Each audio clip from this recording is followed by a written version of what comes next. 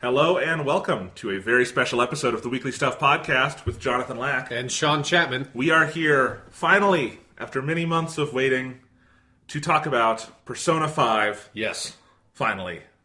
Finally. The weird waking dream I have been a part of for months now is finally over. The game is out. You've played it, or you've played a good chunk of it. Yep. I'm deep into my second playthrough. And we can talk about this goddamn video game. Holy shit. All right, for those of you who are just joining us, new listeners, if there are any, you should know Persona 3 and Persona 4 are our favorite video games ever. Yes. And so we were excited for Persona 5. That is a fair thing to say. For pretty much the lifespan of this podcast, which is in its 6th year. Uh-huh. Yeah. So we have been very much looking forward to this. Last year, Sean realized, hey, I speak Japanese. Yeah. Fuck it. I'm just going to play it in Japanese. So you played Persona 5 back then. Yes. And only now can I truly appreciate the hell you have been through not getting to talk about this game with anyone. Right. Like, even I think more so than other Persona games, there's stuff about this one that you're like, I need to tell people about this because holy shit. It's like, I am, so just so you guys know, I am 31 hours in. That's how much I've put in the first week. I did a quick calculation on that. That's over like 25% of the hours since the game came out. Mm-hmm. And I'm talking waking and sleeping. Yeah, it is a disturbing amount of time. It's a disturbing amount of time. And even 31 hours in, things will still be happening and being unveiled where your jaw just drops at like, can they do that? Are they doing that? Oh my god, they did that. This game's fucking crazy. Yeah, and in my experience, that continued till literally the very end of the game. Like, it is a game that is so chock full of surprises that it's something you don't necessarily understand how much you appreciate about something. Its ability to surprise you until you play something like Persona 5, and literally, like, every other hour you're like, holy shit, they're doing that? Like, they do that in this game? Yeah, it is incredible. We will take a deep dive, just so you guys know how these podcasts are going to work going forward. Because Persona 5 is going to be a topic every week for the foreseeable future, for a little while here. We're going to basically pick a point to where I've played, since I'm the one new to the game here.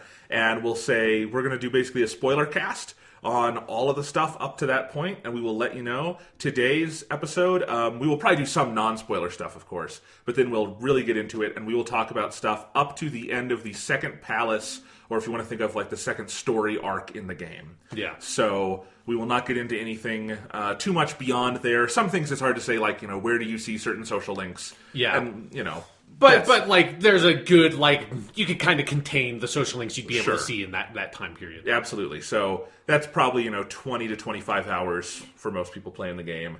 And I just finished it, and my second playthrough, I'm at about 19 hours in, and that's probably a little bit accelerated because I can get through the dungeons faster than most people because I've seen them. Right. That's what we're going to do, and I have played further than that. I'm almost done with the third palace and story arc, but we're not going to touch on that, because we don't want to spoil too much, and I understand most people, even if they love Persona, might not have played 31 hours of it. I think you might be playing through the game faster than I was. Even ignoring how much more time it may have taken me because I was playing it in not my native language. Like, even then, I think, like, just in terms of raw hour count, you've beat me in that regard. It's really good, Sean. Yeah, I have been sitting here telling you that since October. Since October 6th, I think, is when I bought the game. I didn't disbelieve you, of course. Obviously, I knew the game was going to be great. But there is a quality to this game where I don't think literally any amount of hype can prepare you for what this game does. Yeah. And if you have not played it yet and you're not sure, just fucking play it. Don't listen to our podcast until you have, because you need to experience this for yourself. Yeah. And holy crap. So we're going to put Persona 5 on the table for a minute and do some news. Although, speaking of Persona 5 on the table, do you want to talk about the special edition of the game? Yeah, sure. We could get into that right now. So, a couple of minutes before we started recording this podcast, I tweeted out a picture on my Twitter account of I have modified our normal podcast table with the accoutrement that comes with the Take Your Heart edition of Persona 5, which is their like super mega special edition of the game, which doesn't come with anything like, it's not like $130. It's not like, it's not night vision goggles for Modern Warfare 2 kind of swag, but it is a very nice version of the game that comes with a really nice sort of like big case that comes with all the stuff. It comes with an art book that's sort of a selection of a lot of the art from the game that I like a lot. It comes with a soundtrack disc that is basically music from the first 5 or 6 hours of the game, sort of select songs from that section of the game. There's a couple of like, the main battle theme is on there, the opening theme's on there. Like the most basic music you want. Yeah. Like it's sort of your primer for, obviously, like the full soundtrack is much bigger, which I also have on the table. It did not come with this edition of the game, but since I had the official soundtrack, I might as well put it on our little shrine we have here. So then it also comes with a bag that is the Shujin Academy school bag. It's a nice little bag. And then it also comes with the thing that I actually, honestly, since I already bought the soundtrack, I most wanted from it was the Morgana Plushie. And so we have the Morgana Plushie. Morgana is my favorite character in this game. Like, Morgana is one of my favorite characters in anything, yeah. In anything. Like, it's awesome. And then also it comes with a really fantastic steelbook case. Yeah. That is something that a like smaller limited edition, like a steelbook version, is also available for people who maybe have bought that, and it's the same from that version, but looks really good. It's just this really nice. Obviously, like the Persona art is fantastic, and it's just all the cast sort of standing in the street with the Tokyo skyline behind them, just striding purposefully toward the camera, basically. Yeah. So yeah, it's a really, really nice looking set. It doesn't have like I realized when I got it that me buying the official soundtrack sort of cut out part of the value of it for me personally, and I'm probably going to end up getting a Persona 5 art book at some point anyways, because I got the 3 and 4 ones, but like even ignoring that, like I'm going to spend more money for stuff that's going to be better versions of what came with this, like I am very happy with what I got. Even if you ignore that, and the art book, there is Prima Games just announced they're publishing the art book for this in June here in the United States. Yeah. And I've already got it on pre-order, and boy howdy can I not wait for that. It's 500 pages, Sean. Yeah. It's insane. There's a lot of art in this game. I mean, especially when you think about all like the character art that they have of like the character portrait cut-ins that come in that are all unique art. They basically like probably tripled or quadrupled the amount of character portraits in the game just by doing that. Oh, yeah. But what I was going to say is that even knowing there's another one coming down the line, the one they gave you with this is surprisingly nice. Like, it is a nice hardcover book. It's like, 50, 60 pages, and all the art in there is really nice. And it's the kind of stuff you kind of almost want on hand while you're playing the game. Of like, oh, I just met this character. Let's say I met Yusuke. That's a pretty early character in the game. And I kind of look up the Yusuke pages, and it's just cool to see that. Yeah. So it's really neat. And this also has the benefit of not being spoilery. They don't have art of like, here's the end of the game. Yeah. Which the full art book you would assume will have. Yes. Yeah, so it's really nice. And then all the other stuff, just like, even just the most basic stuff, like the box it comes in is so fucking nice. Mm-hmm. It like magnetically clasps and everything. And that Shujin Academy bag, I'm going to have to find some use for it because it's awesome. Yeah. And I'm going to have to get a cat and just put the cat in the bag and see if that works like it does in the game. Pretty much, because that's the thing. The Shujin Academy bag is in like every frame of this game. I guess except when you're in a dungeon. But other than that, like, the protagonist has his bag on him all the time. And most of the time Morgana is in that bag. Yes. And the animations on that are incredible. So, yeah, this is... I don't think you can get this now because I think it's sold out. But if you happen upon it, I think the list price for this was $90, which for everything they gave you, that's a crazy good deal for a premium edition of the game. Yeah, I'm very happy with it. And it's nice to sort of commemorate for us our recording of these podcasts. Yes, very much so. Because, if we ever stop being enthusiastic for a second, you just look at any one piece of the art in front of you and be like, right, this is the most stylish video game ever made. Yeah. Let's talk about that for a minute. Yeah. Yeah. So that's some basic intro into getting Persona 5. Yeah. Yeah.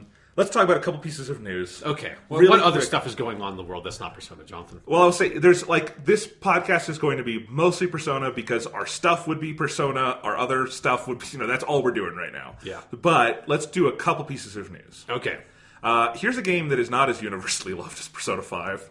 And that is Mass Effect Andromeda. Yeah. Which had its first update this week and also had some announcements from the developers about their plan for the game.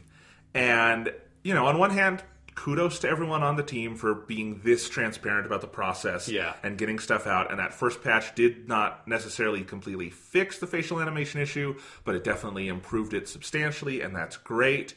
The problem with this kind of thing is a lot of people already bought the game. Yeah. A lot of people already finished the game. Yes. Most of those fixes will not affect them unless they want to play the game again, which they might not want to. And, you know, I completely agree with the thought I've seen out on the internet, which is they basically released an early access game and asked you to pay $60 for it because, well, no, most of the deluxe edition was the default. They asked you to pay $70 to $80 for it. And yeah, this is no different than when you look at like a list of what they need to fix for an early access game. It's the same kind of fundamental things. And, you know, I tweeted this. It's something I'm so happy about with Persona. It's one of the reasons I loved Breath of the Wild. Those games just came out done. Yeah. You just put it in and you fucking played it. You know? And Andromeda it feels like a relic to me of the earlier part of this generation where every other game was broken. You know, the early games, it's Assassin's Creed Unity or the Master Chief Collection or something like that. And it's weird that we're still dealing with that. Hopefully this is like the last major game that goes through that, but I don't know. It's a weird scenario. Yeah, I think that there is something to consider with, like, you know, games have released in, like, busted, fucked up forms for as long as video games have been a thing. Like, that's not necessarily new just because we have the ability to patch things in really big, like, comprehensive ways. It happens a lot more. Maybe. Like, it's hard to know for sure because nobody's, like, performing studies on it. There's no sort of, objective way to sort of qualify that stuff. But I mean, you know, I remember buying Knights of the Old Republic 2 in 2004 and finishing that game. That game does not have an ending. Like, the ending of that game is boop. But for a game of that stature, isn't Knights of the Old Republic 2, sequel to one of the most acclaimed RPGs of all time. That was a hell of a lot rarer back then than it is now. Kind of. Don't you think? How often on like the Super NES or, you know, comparable systems did obviously like shitty third-party things. That's a different thing. A giant flagship title like this and some of the other ones we've seen this generation. How often did that really happen? I mean, it's hard to say just because I wasn't playing games as actively back then. But then also it is important to consider that like those games are vastly less complicated than like these are games that are being made by teams of several hundred people. Sure. You know? So it's like I think there is like something to keep in mind about like every video game comes in super hot. Like most video games like Breath of the Wild, or most video games are not like Breath of the Wild or Persona 5 where they have the pedigree and sort of trust from their publisher, and the publisher has enough sort of financial leeway to say these games come out whenever. Like the only thing that was like the pressure on Breath of the Wild was when the Switch date Nintendo decided internally on whenever the Switch was going to come out. That was when like Breath of the Wild has to come out from here. They have been worried. They had delayed that game multiple times by that point. Same with Persona 5. So it's like most games do not have the luxury to be able to do that, and I think saying that like those games just come out done feels that way just from our perspective of it feels good. Then like we feel like okay, yeah, like both of those games, or I guess Persona 5 I can't actually really think of many technical issues, but Breath of the Wild had frame rate issues, it had like texture pop-in issues, it had stuff like that. I don't think that game felt unfinished, but like no game is done, and no piece of art is ever done. Like anything can always be added to or edited, or something can be done to it. And living in this sort of modern age where we can patch things, it's strange to sort of where that line has been blurred so much about. Well, you know, yeah, like we can fix these problems post-release, but there are games that have always had issues. And in the past, would those games have been pushed back, or would they have these patches put out, like post-release, to fix those issues, or would they have been released earlier knowing that patches could have come out to fix even more severe issues? And that's the kind of stuff I think it's hard for people to say, this game is done, and like it's good, and it's done, and like it's perfect. Well, we're not talking about a game that wasn't perfect. We're talking about a game with fundamental, like, there were sections of that game in like the day one version I played that were literally unplayable. Yeah, no, like some games, like it obviously came in really buggy and really hot and fucked up and got bad reviews because of it. I think that's a significantly different thing. In a game of, you know, the stature of a Mass Effect Andromeda coming out like that just didn't happen when we were kids. I mean, it probably would have been canceled or something like that. Yeah, I mean, we say no piece of art is ever done, but you don't expect this of movies or books or other thing. Or frankly, you don't expect it, but it happens. Like you get you get a Batman v Superman or a Suicide Squad. But isn't this kind of a different thing on that? Because that's just a shit. There's a difference between just a shitty movie and something that has promise that is broken. And I think Mass Effect Andromeda has bigger underlying issues to it. But I also know there seem to be a lot of people who are pushing through it and enjoying certain things about it. Right. And it's too bad for them that there are, the best way to play that game clearly is going to be wait 6 months to a year and buy it for $20, and maybe it'll be patched by then to be playable, It's a different thing, but most games you can say that for. Like Bloodborne had a patch about 2 months after it came out that drastically reduced the loading times in that game, which is a significant change to a game that was already good, but could have been. But that's the difference. Bloodborne, a loading time issue is annoying. It's not game breaking. The things that make Bloodborne great were enjoyable on day one, and they were enjoyable 2 years later. But, that depends on your perspective. Like you said, there are lots of people that are playing Mass Effect Andromeda that are more or less fine with it. That, obviously, technical issues are technical issues, but people have different tolerances for that level of stuff. There are absolutely people who were playing Bloodborne when it came out that if those load times had been shorter, they would have stuck with the game. But because they were as long as they are, and you die as frequently as you do in that game, they just stopped playing that game. Okay. I think that's kind of my point, is that it's hard to sort of draw this distinct definition between this game released totally unfinished and it has to be fixed with patches afterwards, when that entirely depends on your perspective on the quality of the game when it comes out, because every game has issues, and it's just what issues are the things that bother you so much that you can't stand it. But I just think we're talking about. I think we're having two different conversations, because there's games that come out and have issues, and they go in and patch them, and that's great that we have that. And then there's games that feel so severely compromised that you don't want to play it at launch. But that's what I'm saying is, if there are people who don't feel like it is so severely compromised that they don't want to play it at launch. That some people feel that way, other people don't, because they have different tolerances and different preferences. Is it unreasonable to say, the game I'm paying $60 for, I just want to feel like I put it in and it's a playable, good version of itself? That's what you ideally would want. Yes. So I don't know what's unreasonable in my position on that. What I'm saying is that it's not just you. There's a larger argument that is happening right now that has been happening for a couple of years. That I think it's very easy to sort of fall into this hole where you're treating the game that the technical issues or whatever issues you're having with it are just these purely objective things, and that this is just it is unfinished. It is and it is just that way, and it's it should be better. And if it had, in the past, it maybe would have come out, and because patching didn't exist or something like that, it would not have come out in this state because video games didn't come out in that state. And those kinds of arguments, I think, feel sometimes kind of short-sighted to me, and don't see the full picture about how these games are made, how long and how hard and how much money it takes to make it, and how most games have those issues, and that it just depends on how severely those issues affect your enjoyment of the game. But clearly this affects a lot of people's enjoyment of this particular... I don't know that, because I don't know what the larger sort of public reception is to it as opposed to the critical reception of the game, right? I guess. Because there are some of the most popular games on Steam that have millions and millions of players is stuff like Ark Survival Evolved that are not optimized at all. They're just they run complete shit. Ark Survival Evolved clearly pitches itself as early access. Yeah, and it has been pitching itself as early access for years. But sure, but that's at least on the game page. It will tell you those things. It is not... I do think there is a difference here. I'm sick of seeing this. I think it's becoming less and less, and that's great. I think as the generation goes along. But I think what it is it's part of a larger conversation in video games where I completely understand and respect the difficulty that goes into making these games. That is not my point here at all. But I do think we are in an era where the technological limits are so high, there's so little you can't do in certain areas that, we're making bigger and bigger games, and it takes longer and longer to make them. And I think that is a bubble that is set to burst very soon if there's not a way around that, which is that, you could have, Naughty Dog made a game every 2 years in the time of the PS3. They had, Uncharted, Uncharted 2, Uncharted 3, Last of Us, and then, of course, Uncharted 4 takes a lot longer. And there's nothing necessarily wrong with that.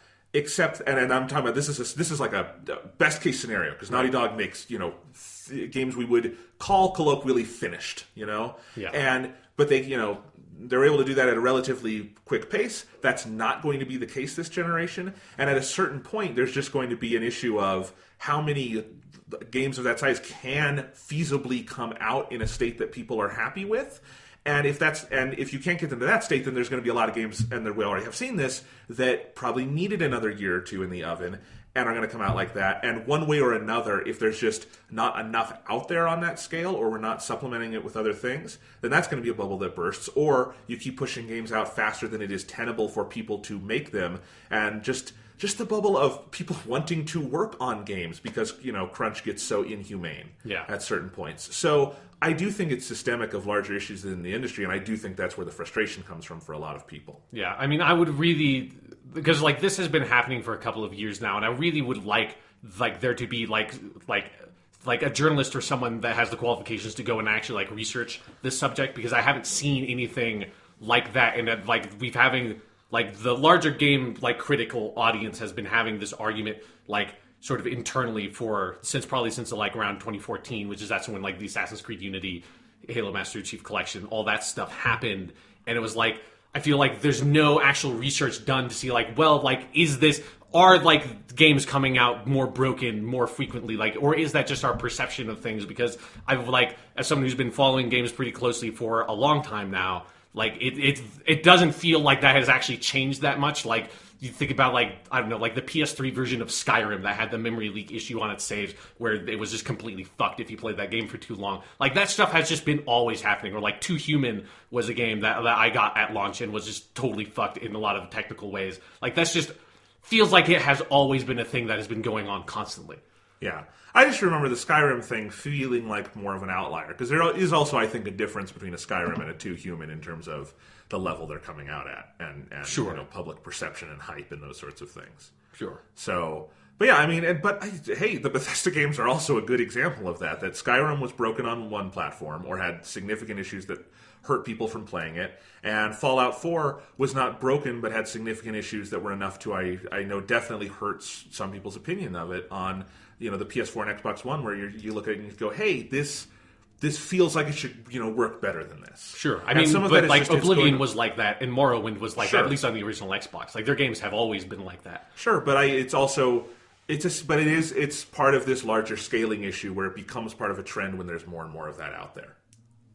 Sure, maybe. I'm just saying, again, it's when you're trying to push that threshold of what the technology can reasonably do. You're the games are always going to come in hot, and they're always going to come in messy. This is you go back, Elder Scrolls Arena ran like shit on computers at the time and had technical issues and bugs, because it's their games have always had those issues. Yeah. Well, we're getting very far afield here. I find it frustrating. That's all. And no, yeah, it's frustrating because you want all games to come out perfect, but they never do. Yeah. Well, again, we're talking about it pretty far away from perfect. So that's reframing the conversation. But here's what I was going to say. You know who else is frustrated with this? The people at BioWare who made the game. They're probably the most frustrated with it. And that is an issue here. That is part of that larger discussion of if we cannot make the games at the scale people are trying to make games on the timetable we used to make games. That's just not, the equation has changed, clearly. If you look at the amount of time... if you have more people working on the game, does that compensate for the amount of time, in terms of the years versus actual man hours? I probably not, because I think if you ask the staffs of Assassin's Creed Unity or Mass Effect Andromeda or one of the other games we could name with this, or games that don't feel technically broken but clearly were unfinished, like Metal Gear Solid 5 or Halo 5. Sure. I think the teams were plenty big for those games. I don't think that's the issue. I do think there is something where the good people at 343 who are very talented probably hit a point in their development of Halo 5 where they're fuck, there's no world in which we don't have to release this year. We're going to have to cut 99% of the story out of this game. I mean, that's what they did with Halo 2. Yeah, and cobble this thing the fuck together. So, yeah. Halo 2,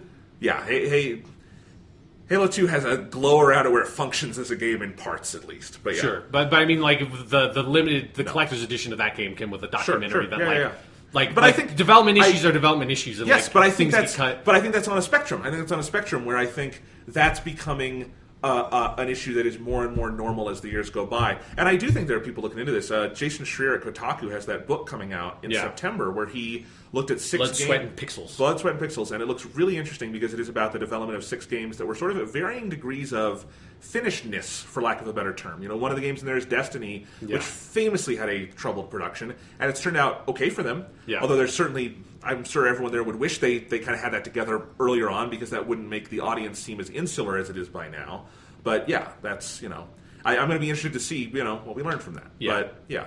I guess, like, the main sentiment I want to express is just to kind of push back against like the larger narrative that has been happening for a while, that like this is getting worse. That's like, it might be getting worse, but I feel like the way that people are talking about it feels like it just feels worse because you got burned by buying this game. And it's like, this has always been happening. Like, it's not a new issue. It's an issue that is like, that maybe is being exacerbated by like expanding budgets and scales of games, but I do think it's being exacerbated. I also think it's possible Mass Effect Andromeda is a holdover from an earlier part of this generation, because we are seeing it less and less. Yeah. I mean, it's also like, because we talked about a lot on this podcast about how like it really felt like that game was just getting pushed out because they didn't have any marketing, and then it came out in late March, which is like the end of the financial quarter. So like that feels like just an issue where EA just said, fuck it, like, we just have to put this game out. Like, we've been dumping money into the production of this game for years. Yeah, and I think it could go either way. I think this could be part of a growing exacerbation of that problem, because I do think, my premise would be, I do think this is happening more with higher profile games than it did in the past. But I also think it's possible, like I said, this is maybe a vestige of something that was going on earlier in this generation, because if you look at the general trend, developers are clearly more willing to delay their games than they were in the first, second, or third years of the PS4 and Xbox One. You know, like just look no further than Ubisoft saying Assassin's Creed's taken a year off. That was kind of stunning when it happened, of them to finally admit that they had to do that. Yeah, you know, and that is, you know, or Activision adding a third developer for Call of Duty. There are clearly efforts in the industry to ramp up so that this scale can be met. But I think there are still at least holdovers from that. And I hope they're just holdovers and not part of that larger trend. But we'll see. That's all. Okay. Yeah. All right. Other shenanigans. One rant over. Next. So this is Persona 5 related. Okay. Has absolutely nothing to do with the quality of the game. No. But for some reason, Atlas/Sega in Japan, and we don't really know what side of the corporate equation that is, has completely disabled sharing on Persona 5 for the PS4. So you cannot take screenshots, you cannot take... The share button just doesn't work. Yeah. It, at least on my PS4, pops up a super annoying message every time I launch the game, which is gameplay recording paused. And does it do that on yours too? Yeah. For me, the one that is more annoying is whenever you get a trophy, the message pops up that says, "Oh, we can't take a screenshot of this," which is like, even though I have all these trophies of the Japanese version anyways, like, it is still a weirdly deflating thing to happen. It's like, yeah, I got a trophy. Oh, you can't take a screenshot. It's like, I didn't really need that screenshot, but it's still annoying that you just told me you can't take it. Yeah, and I had to turn the screenshot feature off for that because I found it so annoying. So they've done that, and then in addition to that, they have issued very strict and what we might call draconian guidelines for streamers who want to stream Persona 5, which, you know, feels a bit like shooting yourself in the foot at the moment when Persona is on a bigger global stage than it literally has ever been. Yeah. And this is a game that I would not necessarily want to stream or watch a stream of, but I totally understand that the audience would be there to do that, and a lot of people would probably watch and then buy the game because like, that looks really cool, and it's, you know, it's free marketing for these guys. Yeah.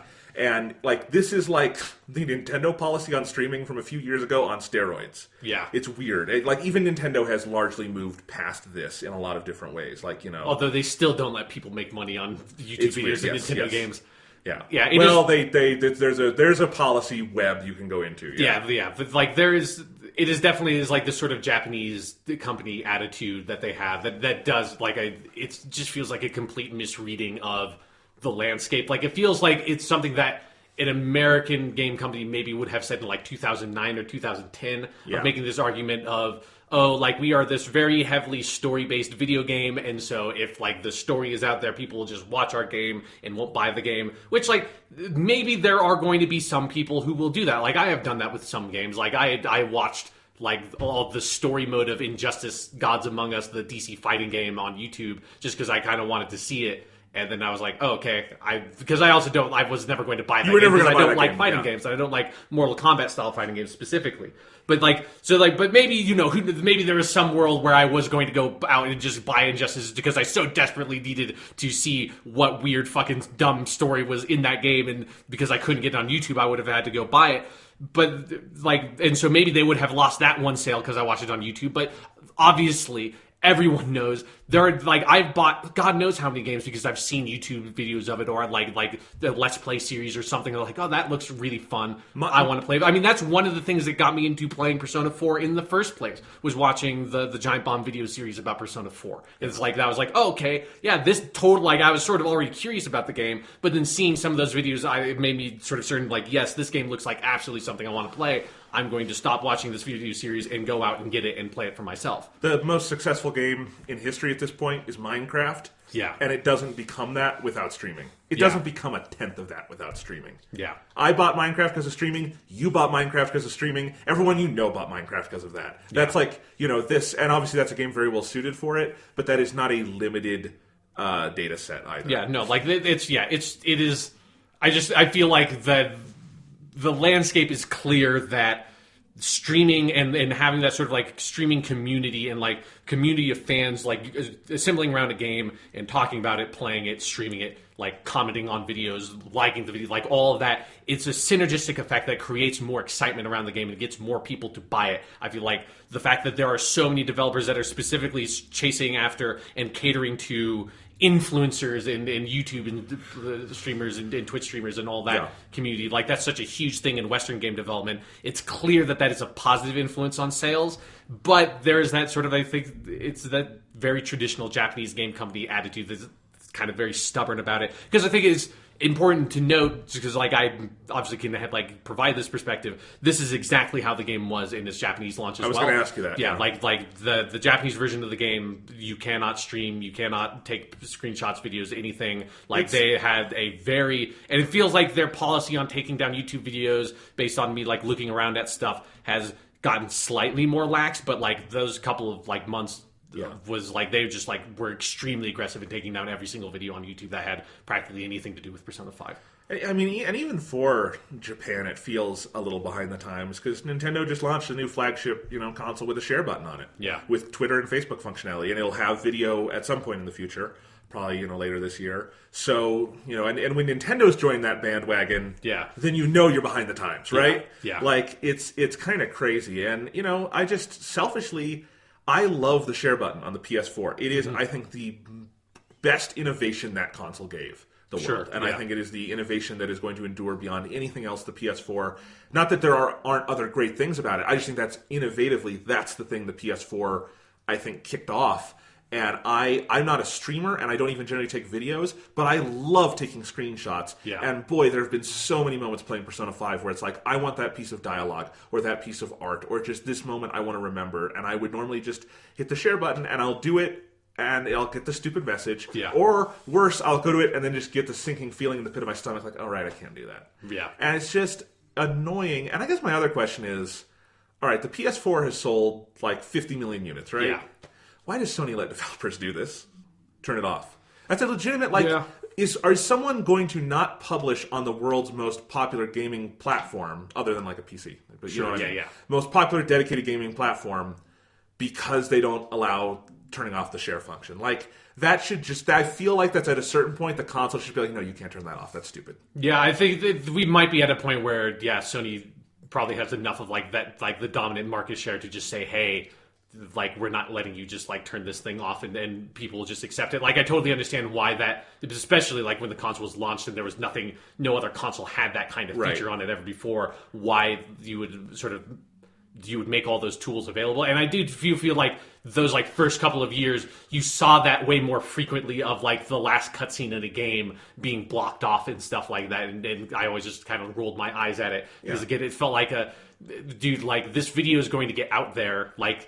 It's not as if you can't watch all of Persona 5 in Japanese somewhere on the internet right now. You absolutely can. It's it's slightly less convenient than it otherwise would have been, but it's not like it's anywhere near impossible. Those videos are going to get out there. Spoilers are going to get out there. That's that's the nature of how the internet has always been, is you cannot just like put a cap on that stuff and just expect like, oh, like everyone will behave perfectly and it'll never get out there. Because as soon as it gets out there, you might as well let anyone fucking use the share feature, because who gives a shit? You can go find the last cutscene of this video game. So just let anyone take fucking the screenshots they want to take. Yeah, I mean, it does feel like it's dampened the hype at least a little bit post-launch for this game. Of like, not completely, but I definitely have felt the lack of like screenshots on Twitter and stuff for this game that normally I think a game release, if you just look at like the release of Breath of the Wild, obviously that game is bigger in terms of its overall audience, but people had their images out there and their videos and stuff, and sadly that's not the case with Persona 5, and that's too bad, I think. Yeah, because it does feel like it sort of turned some of the conversation around the game at its launch, because this news hit like basically when the game launched. I mean, it's the big PS4 exclusive of the month, the next 2 months. It's they had Horizon earlier this year, and people loved it, and also in part because you could share it. It's a really gorgeous looking game, and it suits itself very well. It suits itself so well to screenshots that they did the Sony thing of putting in a photo in the game. Yeah, so who knows? Maybe by Persona 6 they won't do this, but that could also. I just hope that at some point Atlas USA is able to sort of get enough leverage to say like, hey, fucking stop this and just let people take their screenshots. Like, this is crazy. Yeah, and also if anyone's throwing abuse at Atlas USA, to stop that. They're not the people who I know they put out the announcement because they're the people who write in English, but they're not the people who made this decision. That would be a corporate decision in Japan. No American game company is making this call in the year 2017. Yeah. So anyway, one last piece of news this week. Okay. Xbox, very kind of weirdly out of the blue, invited the people from Digital Foundry to Microsoft to check out the Xbox Scorpio, still not named, and show off the specs of that console. Yeah. And it's a really powerful console. Yes, it has a lot of teraflops. It's got teraflops up the ass. I can't remember. Does it have 10 gigabytes of RAM? How many gigabytes? 12. 12. It has 12 of the RAM gigabytes. Yeah, like for people who maybe don't know, Digital Foundry is a sort of subset of the website Eurogamer. That's a very good website. Great website. Yeah, and Digital Foundry's sort of specialty is looking at games from a totally like technical perspective, and that's like where if you're curious about like, oh, like what resolution and what frame rate does this game generally run at, like Digital Foundry is the place to go, because they have by far the best analysis of that kind of stuff anywhere on the internet. Yeah. And so it makes sense that like, probably in a week or two Digital Foundry would have had like leaked sort of documents that would have told them all the specs anyways. So I totally kind of respect Microsoft's being like, you know what, fuck it. Before this is just going to get out there before E3, we might as well just go up to them and say, here you go. This is what it is. These are all the RAM gigabytes we have at it, and like let the Digital Foundry do their thing. So I appreciate it from that perspective. I just think that like it felt like a very weird thing to be your like first big major piece of news about this thing officially from Microsoft since you announced it at last year's E3. Like, they've been totally silent on it in an official capacity, and then the next thing you hear about it is here's like these like really sort of in-depth technical details about the console that most people that are going to buy this thing are never going to understand any of what this says, because I only understand like half of it maybe. Yeah, and we talk about this stuff a lot, and also without the context that matters to 99% of gamers. Yeah, which is games. Yeah, like how does this adjust the way that like video games play and look in a way that is appreciable to me?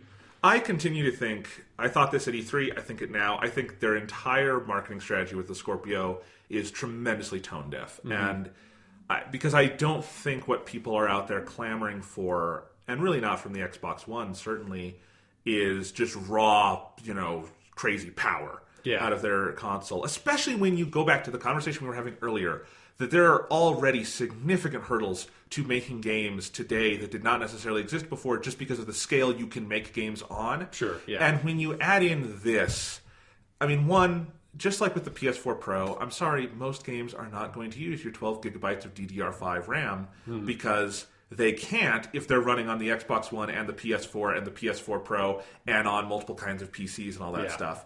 That's not going to, unless you have a super robust lineup of exclusives that we didn't know about Microsoft, but I kind of am guessing that's not the case. So maybe Crackdown is actually going to come out. That's like the one ace in the hole they maybe have, because obviously there's going to be Halo 6. We're probably going to hear about it this E3. Eventually Gears 5 will come out and there will be another Forza game, but none of those things are exciting to anyone because there have been known quantities for years. Although they are still saying that this is not a separate generation, that it will, like Xbox One, the base unit you all have now, some of you have now, will still play games released for the Scorpio. No, yeah, it is the PS4 Pro PS4 setup. Yes. Absolutely. And this, like, in retrospect, is making the PS4 Pro make a lot more sense, because the gap between the PS4 and the PS4 Pro was not enough to entice certain segments of the audience, but it's also small enough that you're not going to completely break the player base. Sure, yeah. And I don't know what a game released for the Xbox One, which is pretty underpowered compared to, like, the PS4, and then the Scorpio, like, just the technical specs are so vastly different for that. Like, they are effectively two different generations in terms of raw power. I don't know how that works. I don't know if people really want to hear about how it works, because I think the PS4 Pro kind of fell on a lot of deaf ears too, because the raw power is not what excites people on these things. I mean, just look at like the Nintendo Switch. Yeah. That got so much hype and so much love so far, and it is not running off like the raw. It doesn't have 12 gigabytes of DDR5 RAM. Yeah. You know? And so I just, tone deaf is the word I keep coming back to, of like, and I don't want to be selfish, but if this isn't exciting you or me as people who are pretty into this gaming stuff, who's it exciting? Maybe the PC audience, but that's not enough to get back on the train. I mean, like, my thoughts on this are exactly my thoughts on the PS4 Pro. This exists for the burgeoning 4K TV market, and that is the only reason this is happening. Like, if that was not a thing, like, maybe Microsoft has a slight motivation for it, though, like, it's a dumb motivation now, but it makes sense if you think about it. They would have started sort of prototyping this stuff in like 2014. If you remember the conversation about the PlayStation 4 and the Xbox One at launch, a part of that was that the PS4 was in some ways appreciably more powerful than the Xbox One. It was stuff like, oh, if you had the PS4 version of Assassin's Creed 4, it ran at 1080p. Yeah. If you had the Xbox One, it ran at a paltry 900p. Well, and there were some. I've seen both versions of those games, and it is a pretty substantial difference. Yeah, I mean, it is a difference, but also like that difference has shrunk over time as like developers have gotten accustomed to developing for both of the platforms. That difference is not as substantial as it was when both the consoles were new, and it's like the Xbox One did not like fail to gain a market lead because it was the less powerful console. It failed to gain a market lead because it was $100 more than the fucking PS4 and it had worse marketing, it had worse messaging, it was more expensive, and like it being less powerful is a part of that conversation, but it's the least significant part of like why the Xbox One failed. That's like a little tiny footnote in why that console did not get off the ground as well as the PS4 did. And so coming in and being like, well, now we're just going to say like, hey, the way we're going to fix this shit is by releasing a way more powerful console, feels like that's not going to fix it, because the most important piece of information we don't have yet is how expensive is it going to be. Well, and I saw, I think the opinion column with this on Eurogamer said they wouldn't expect anything less than $499. Yeah, like I'd be surprised if it, like, I think $450 would be like the floor at which you could maybe expect a price if they're trying to make it aggressive.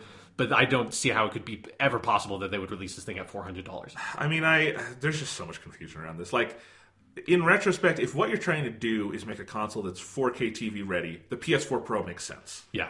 And it's missing one thing, which is the 4K Blu-ray drive. But other than that, which is not going to affect most consumers, it makes sense. It's going to be fine for that for the foreseeable future. Yeah. The Scorpio, on the other hand, is kind of overkill, and it's going to, because it's more than you probably need to do that. And maybe it's more future-proof for that, but it's also going to be more expensive for that. And it's also still not going to be the clean break, which is frankly what Microsoft needs if they wanted to completely turn the ship around. Yeah, I think. But I mean, I also don't know if they're not really in a position with developers, I think, to try to push like a whole new platform. Probably, because I think developers would still just make third-party games for the PS4, and like the Xbox 2 or whatever they would call it would fall flat on its face. Probably not. I think there are still significant legacy problems from the Xbox One, and I don't know if the Scorpio can overcome those things.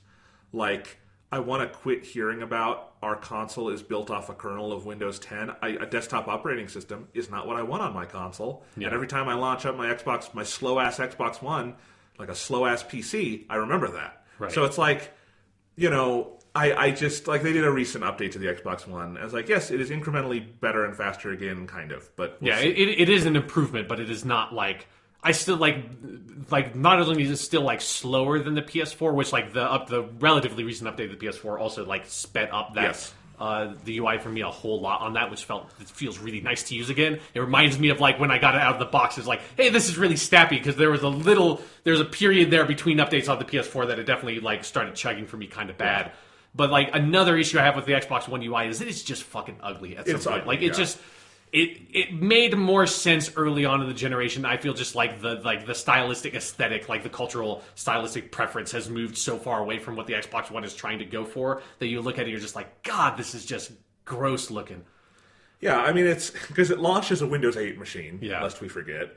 And then, like Windows 10 itself, which is sort of a nondescript operating system that is sort of just like, we still can't figure out what's better than 7, so we'll just kind of do 7 again. Yeah. But we can't do it exactly the same, so it's not going to be quite as good in some ways. It's like it's kind of the same thing with this, of like, it's not going to be Windows 8 anymore, but I don't really know what I want it to be, you know? Yeah. Because really, the right UI clearly is the PS4, because guess what? The Nintendo Switch, the other new console, just took the PS4's UI and said, that works. Yeah. That's all we need. The UI doesn't have to be fancy. Like, put a list of games, and then like somewhere above or below that, a list of your settings, and you've like fixed the UI problem solved. Like maybe there's something you could do to make it slightly more elegant or something, but the fundamentals of the UI, fucking done. Yeah. So we'll talk about the Scorpio more in the future. I don't quite know what they're doing, and in some ways, I'm even more confused than with the PS4 Pro, because Microsoft is in a weird position, so who knows? We'll see what happens. I just really hope that at E3 they have something more to show off than Forza Motorsport 6 or 7 or whatever the fucking number they're on. 7 would be the next one. Because it's like, that's the thing that the Eurogamer, that Digital Foundry had access to, was that they haven't shown because they didn't have access to it to be able to show it to people.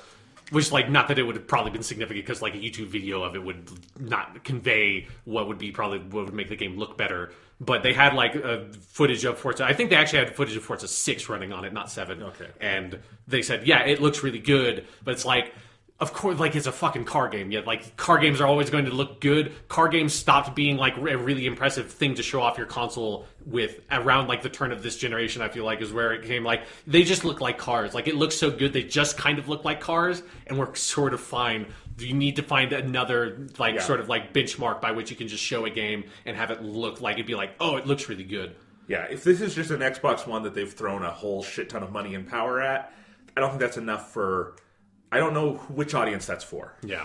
So, even if you have your 4K TV, I don't know. But we'll see. One piece of Doctor Who news I want to go over. Okay. Because Doctor Who Series 10 comes back next week. Yes, so that will be... Next week might be a 2-podcast week, but we will talk about the Doctor Who premiere. Yeah, because it's Persona, because it's not just Persona 5 in an episode of Doctor Who. It's like it's the pilot or the premiere episode for this new season. So that's a lot more to talk about than with a normal episode of Doctor Who. Yeah, so we'll figure out what the hell we're doing with that. But Doctor Who's coming back, and I saw this was like linked to me on Facebook or something, like a cookies thing where they just knew I liked Doctor Who, and I saw this ad, and I thought it was cool to share. Apparently, there's a streaming service I've never heard of called BritBox. But they have acquired the entire catalog of classic Doctor Who. Good Lord. And it is up for streaming. I think I looked, it's like $6.99 a month. And they have a lot of other British television. But for listeners of this podcast and for you and me, if you're someone who likes classic Doctor Who but has always been intimidated of how the fuck do I watch or get it? Yeah. Which is you don't have a Barnes & Noble near you that just sells like fucking 100 DVDs of classic Doctor Who, which for some reason every Barnes & Noble has a lot of classic Doctor Who DVD releases. And for some reason BBC still puts them out one serial at a time. Yeah, that's a weird really thing. Weird. They have not finished putting out the entire series, have they? Are there still missing ones, or I don't know?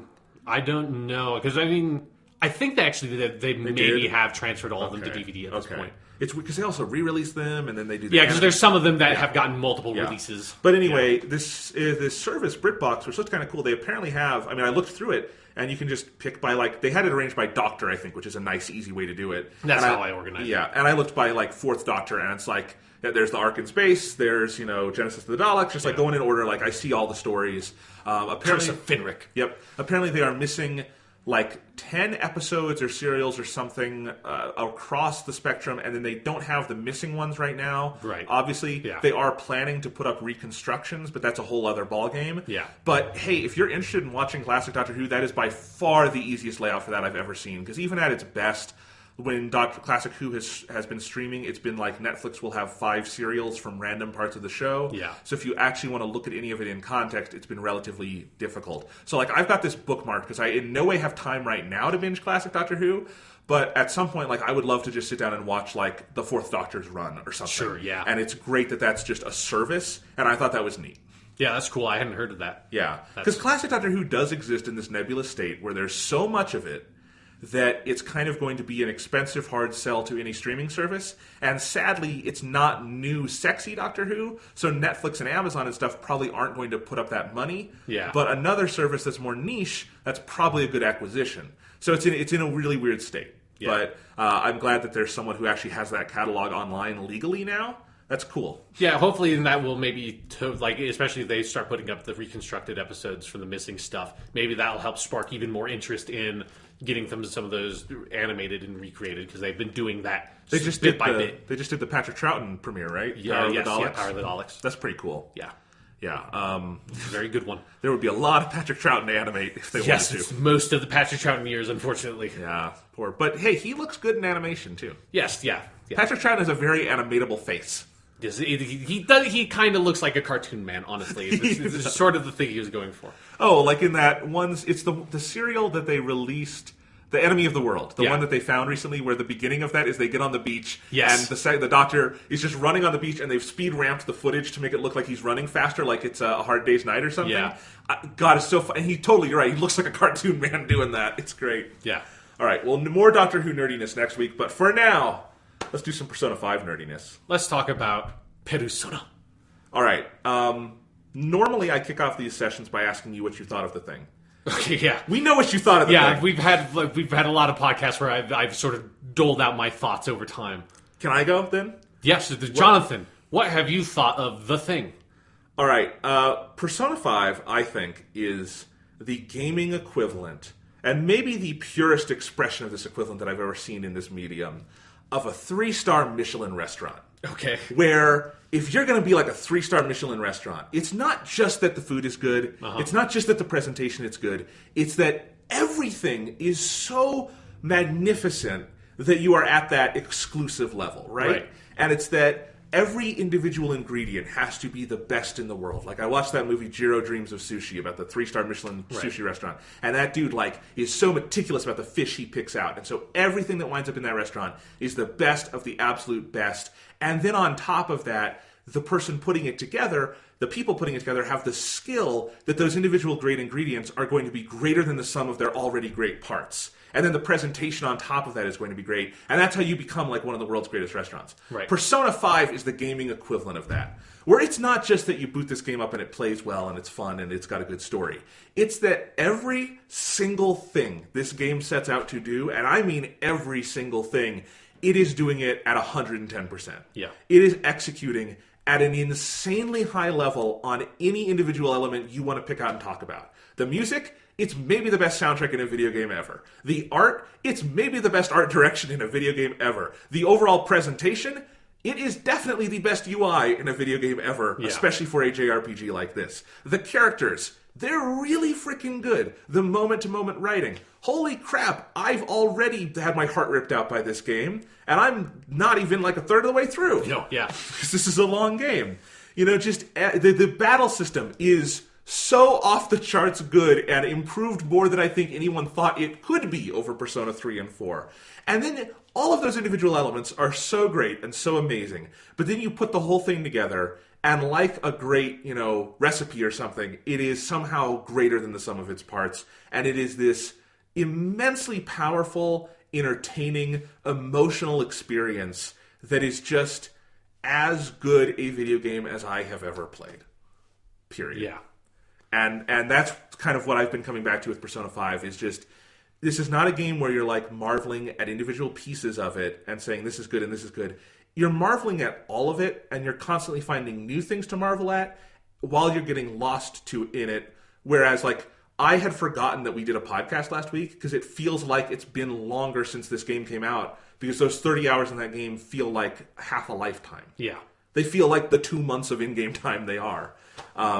So yeah, that's kind of my opening salvo on Persona 5 is, holy crap, just on a basic quality level, put aside my love for this franchise for a second, and just me fanboy geeking out when there's a Detective Prince show on the TV or something. Right.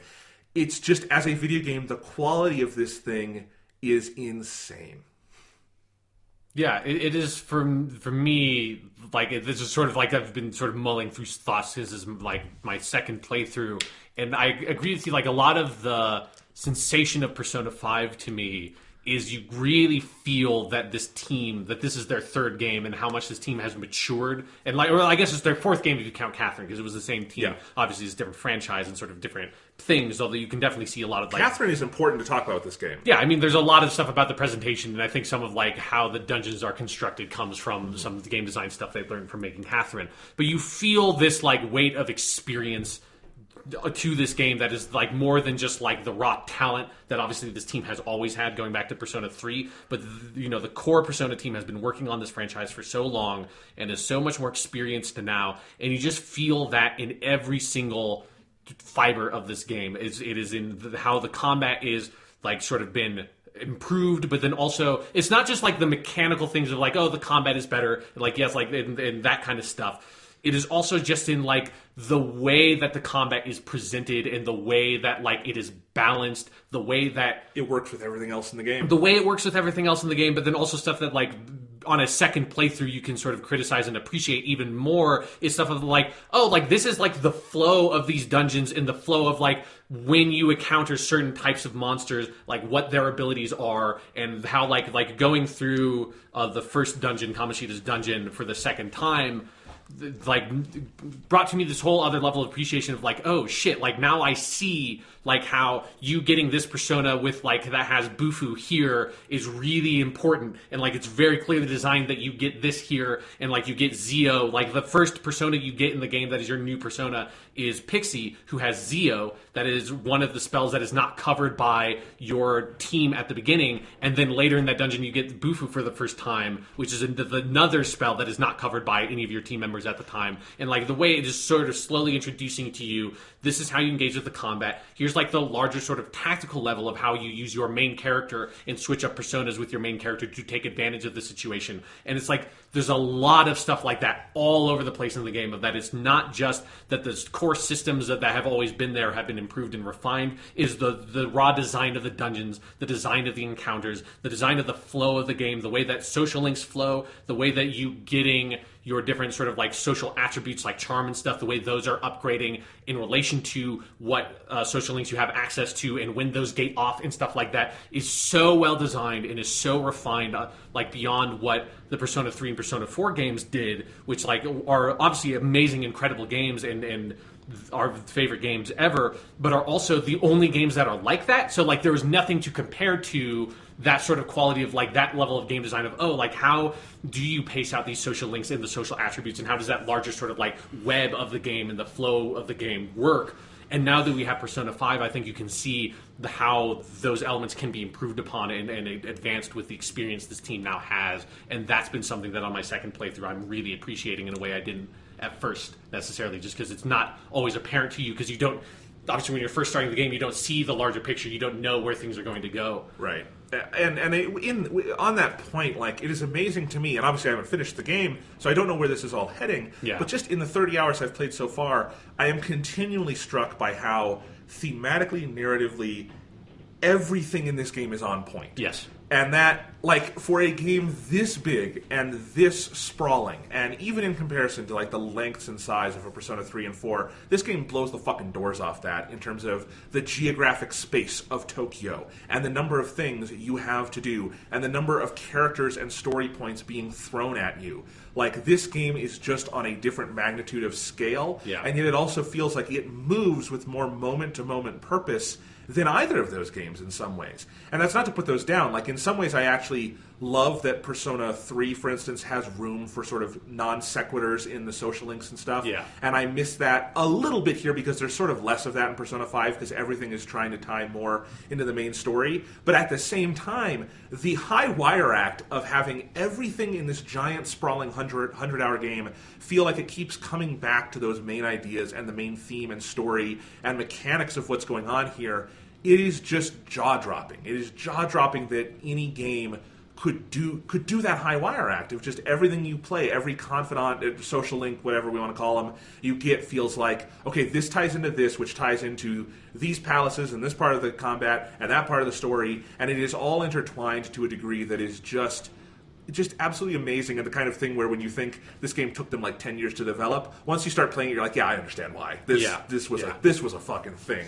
Yeah, it is absolutely that element of the Persona 3 and Persona 4 that, is the thing that I think we both love so much about those games, is how just sort of laser focused they are on the sort of core thematic material they are interested in, and exploring that to this insane depth in a way that, like, the vast majority of stories ever told have never been able to manage that kind of focus. And it's so insanely impressive, especially to be able to maintain that focus over a game that's like 60, 70, 80, 90 hours long.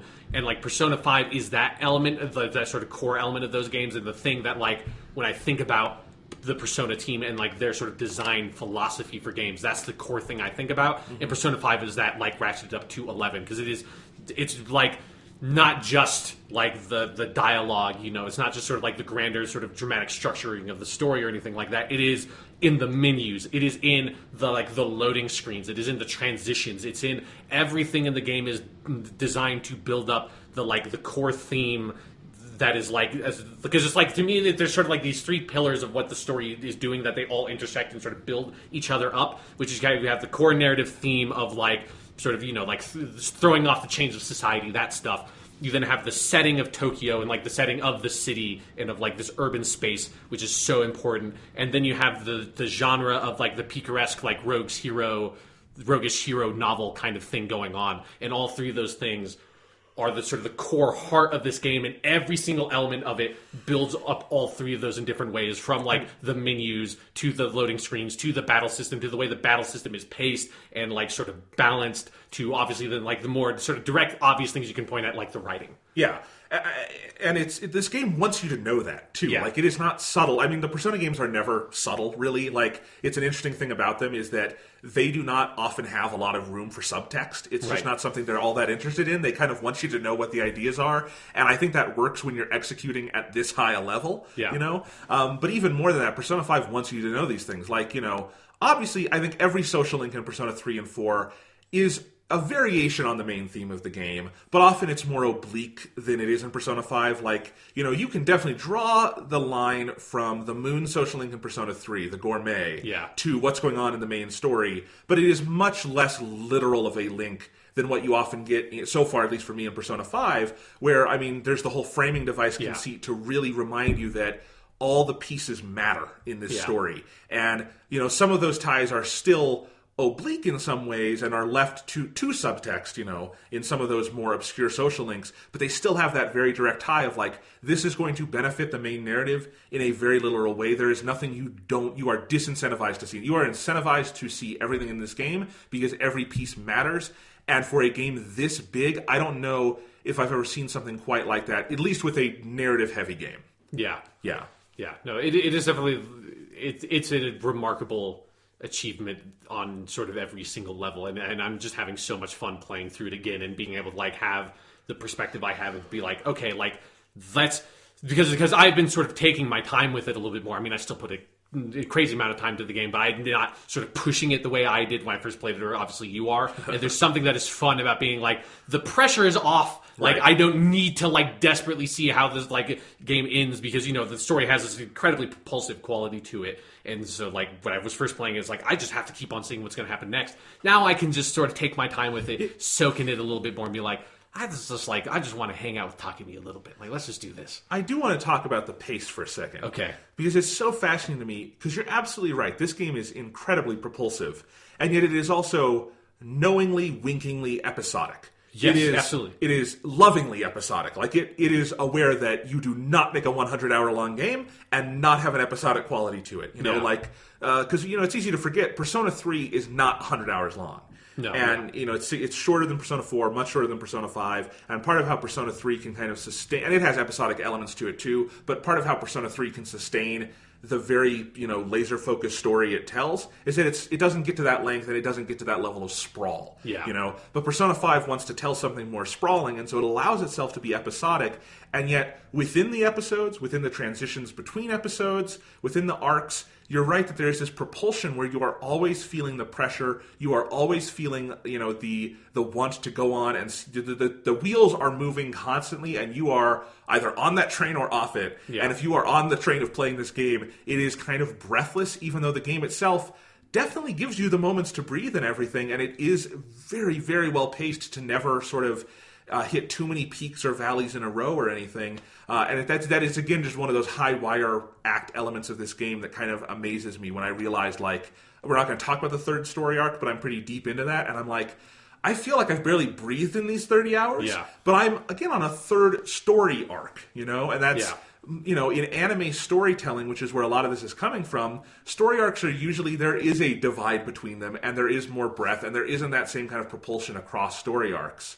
But boy, do they do it here. It's insane. Yeah. It's something that I think now maybe we can transition to talking more about specifics, because I think, like, one of the things that, to me, when I first played Persona 5, because I don't know if because like footage of the beginning of the game and stuff like that has been out there. Did you see any of that before you started? Did you know how the game started? I did not. Okay, yeah, because I didn't either when I played it, and I loved that surprise of like, oh, this game starts in medias res. Like, this is not start... Because I was just expecting it to start the way that Persona 3, Persona 4, Persona 1, Persona 2 start, the way that most stories start, which is they start at the beginning. And that's one of, like, the biggest criticisms of Persona 4 that I don't have that much of a problem with, but I recognize it could have been smoother. And I think they smooth it up in, actually, Persona 4 The Golden, is the slow pacing of the beginning of that game. Like, I still like it, but I totally see why people had issues with that and were sort of turned off by how it took, like, 3 to 4 hours before you ever saw, like, the first fucking battle in the game, And it is funny how I think you could almost make the argument that Persona 5 is slower paced in terms of how long it takes to dole out certain mechanics, and how little that matters because the game moves with such confidence and style and is constantly giving you things to bite onto. Yeah, and that's one of the things I was so impressed at the beginning is they figured out a much better way to sort of like on-ramp, I think, the player into the story and the mechanics by like still having it be a long, slow opening, because it has to be. It's the opening for a 100-hour game that has the like most number of like different fucking crazy systems and narrative devices that I can even like conjure up in my mind that all link together in really sophisticated ways. Like Persona 5 more than others has like even more systems on top of it. It needs to take a long time to introduce those systems and like story ideas to the player, because if you don't, the player is going to fucking their mind's going to explode because they're not going to be able to take in all this information. So as a slow opening, but by, I think, starting the story in medias res, and so like showing the player this is where you're going to go, and giving you like these little nuggets of like, okay, like this is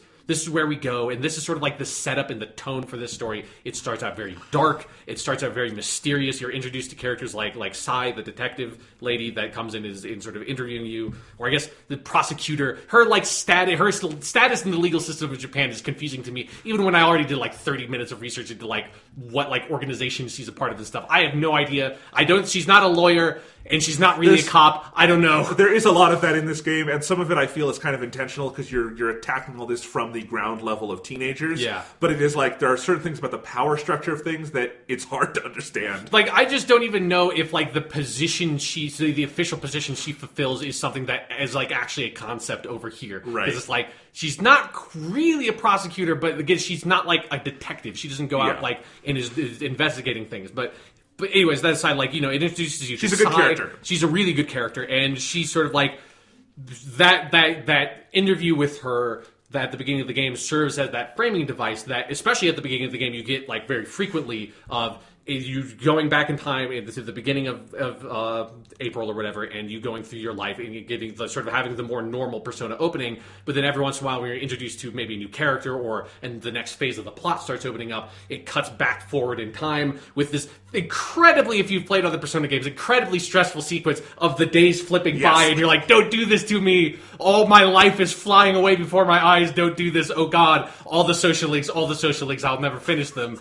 It was a feeling that took me a weirdly long time to sort of get over playing Persona 5. But anyways, you flash forward into time and sort of they frame, okay, this is like who this character is in the larger narrative, like what their relationship is to the Phantom Thieves, or this is like the next target you're going after. I always loved that little bit of the interviews. You see the picture and get a sort of an idea of this is where things are going to go. And by feeding you that little bit of information that like you can now the game is sort of acknowledging and sort of like codifying that you, the player, are slightly ahead of where all the characters are at. And I think that helps with the pacing of sort of giving you like you're solving the mystery a little bit before them, and it solves some of the problem that like Persona 4 had, that like you were absolutely solving that mystery way faster than the investigation team was doing, but the game never was able to sort of like acknowledge or account for that. I completely agree, and I think when you boot up Persona 5 and you see, oh, they're doing this, they're doing in media res, your initial reaction, and I know mine was, will that work? Like, because that seems initially counterintuitive when you don't put that much thought into it, because Persona games are these, they take place over a year, and you start as a transfer student, and it's about the progression of time, and it's like, if you break that progression, does that work? And then you start to realize immediately, not only does it work, for this story, it has to work that way. Yeah. Because for a couple of different reasons. One, it even adds extra kind of strength to the scenes in like the Velvet Room and some of those ideas of signing the contract, and that you're going to go where you're going to go. Yeah. And that this is fate very literally, because we're seeing the story out of order and it has to go there. It cannot go anywhere else. And it's also, I think, a very smart acknowledgement of linearity in a time when games, you know, have this obsession with non-linearity in some ways, or choices or whatever. And it's like, no, that's just where this is going, and you have to think in those terms. Yeah. So that's great. But it's also that, and I think Persona 4 is a great comparison, there would be something, I think, very meandering about the first 20, 30 hours of this game if you didn't know the Phantom Thieves were going to get as big as they are going to get, or that they're going to fall as hard as they're going to fall. Yeah. Because that immediately puts stakes into even the littlest conversations, where you can have a really fun moment where, you know, Ryuji and the main character and An and Morgana are all like hanging out at the back of the school and talking about how cool it is to be Phantom Thieves, and it's just like kids hanging out. And that would read so differently if you didn't have the flash forward of your character getting fucking drugged and beaten on the floor because of what's happened, and knowing that there is going to be this fall eventually and that they are going to get that big. It adds this extra layer of resonance to everything you're playing. And you're so right about how it keeps that propulsion up of, you know, you know that, like, for the second story arc, it's going to be that painter. Yeah. And it actually adds, I think, multiple layers of intrigue, which is, you know, that's the end point. But when you first see it, you, like the investigator, Sai, don't know, how the fuck did these kids find a painter to go after? Yeah, you know? It's like, what is it about how did you know that this dude was actually, like, a total fucking asshole? Yeah, like, whenever Persona 5 is very good at, whenever you kind of feel like you have your footing, they know when to pull the rug out from under you and get you off your feet again, because, and so it's just, it's such a smart way to tell this story, and for the pace and for the themes, and just to feel like this is building to something very real. Like, you do wonder, like, boy, could Persona 4 have worked even better if they had a scene where it's like, oh my god, like 7 people have been thrown into TVs, and you know, that's where we're going. And ultimately, I'm fine with how Persona 4 is told, but you're right, there are stretches of that game that definitely drag, in part because it's not clear where it's going, or you know it has to get somewhere that you just know it has to get to go, but the game is not acknowledging that. Yeah. Persona 5 has none of those issues. Yeah, there was just like a couple of too many scenes in Persona 4 where all the team is sitting down and like going over everything they know, being like, well, who could it possibly be? And you're like just screaming at the game, like, it's Namatame, or it's like, it's this, like, oh my god, how have you not put all this together? It's like, because it's a copycat. Yeah, good exactly. God, it's a copycat. Yes, that is the biggest one of like, because it's like 20 hours of the game. Yeah, where you know that it's like that they're sort of, you know, chasing after red herring, basically. Yeah, and Persona 5 just doesn't have that issue, because also, this is something that we'll obviously can talk about more in the later episodes when you've seen more of the game, but there's a really beautiful elegance to the layers of the structure of the plot that you've sort of already noted. Like, it is very episodic in nature. It has that kind of very Persona 4-esque structuring of each dungeon is sort of themed around a character, or it's kind of more themed around a set of characters, because you have different sort of like this kind of rogues gallery of villains you go through of the game, that each dungeon is themed around a villain, but then each villain is also generally associated with a party member that you're going to get. And so like that has that sort of episodic structure, but then also there's like larger sort of like threads of the game that are like, okay, this is kind of, is one of the reasons why I think talking about the first dungeon and the second dungeon for this podcast works really well, because in my mind that is that like opening arc of the game, and then it like sort of transitions into something different where it's like, you know, the next sort of sets of dungeons sort of is like kind of interested in another phase of that plot, and so on and so forth. And it has this like really intricate layering of dramatic structure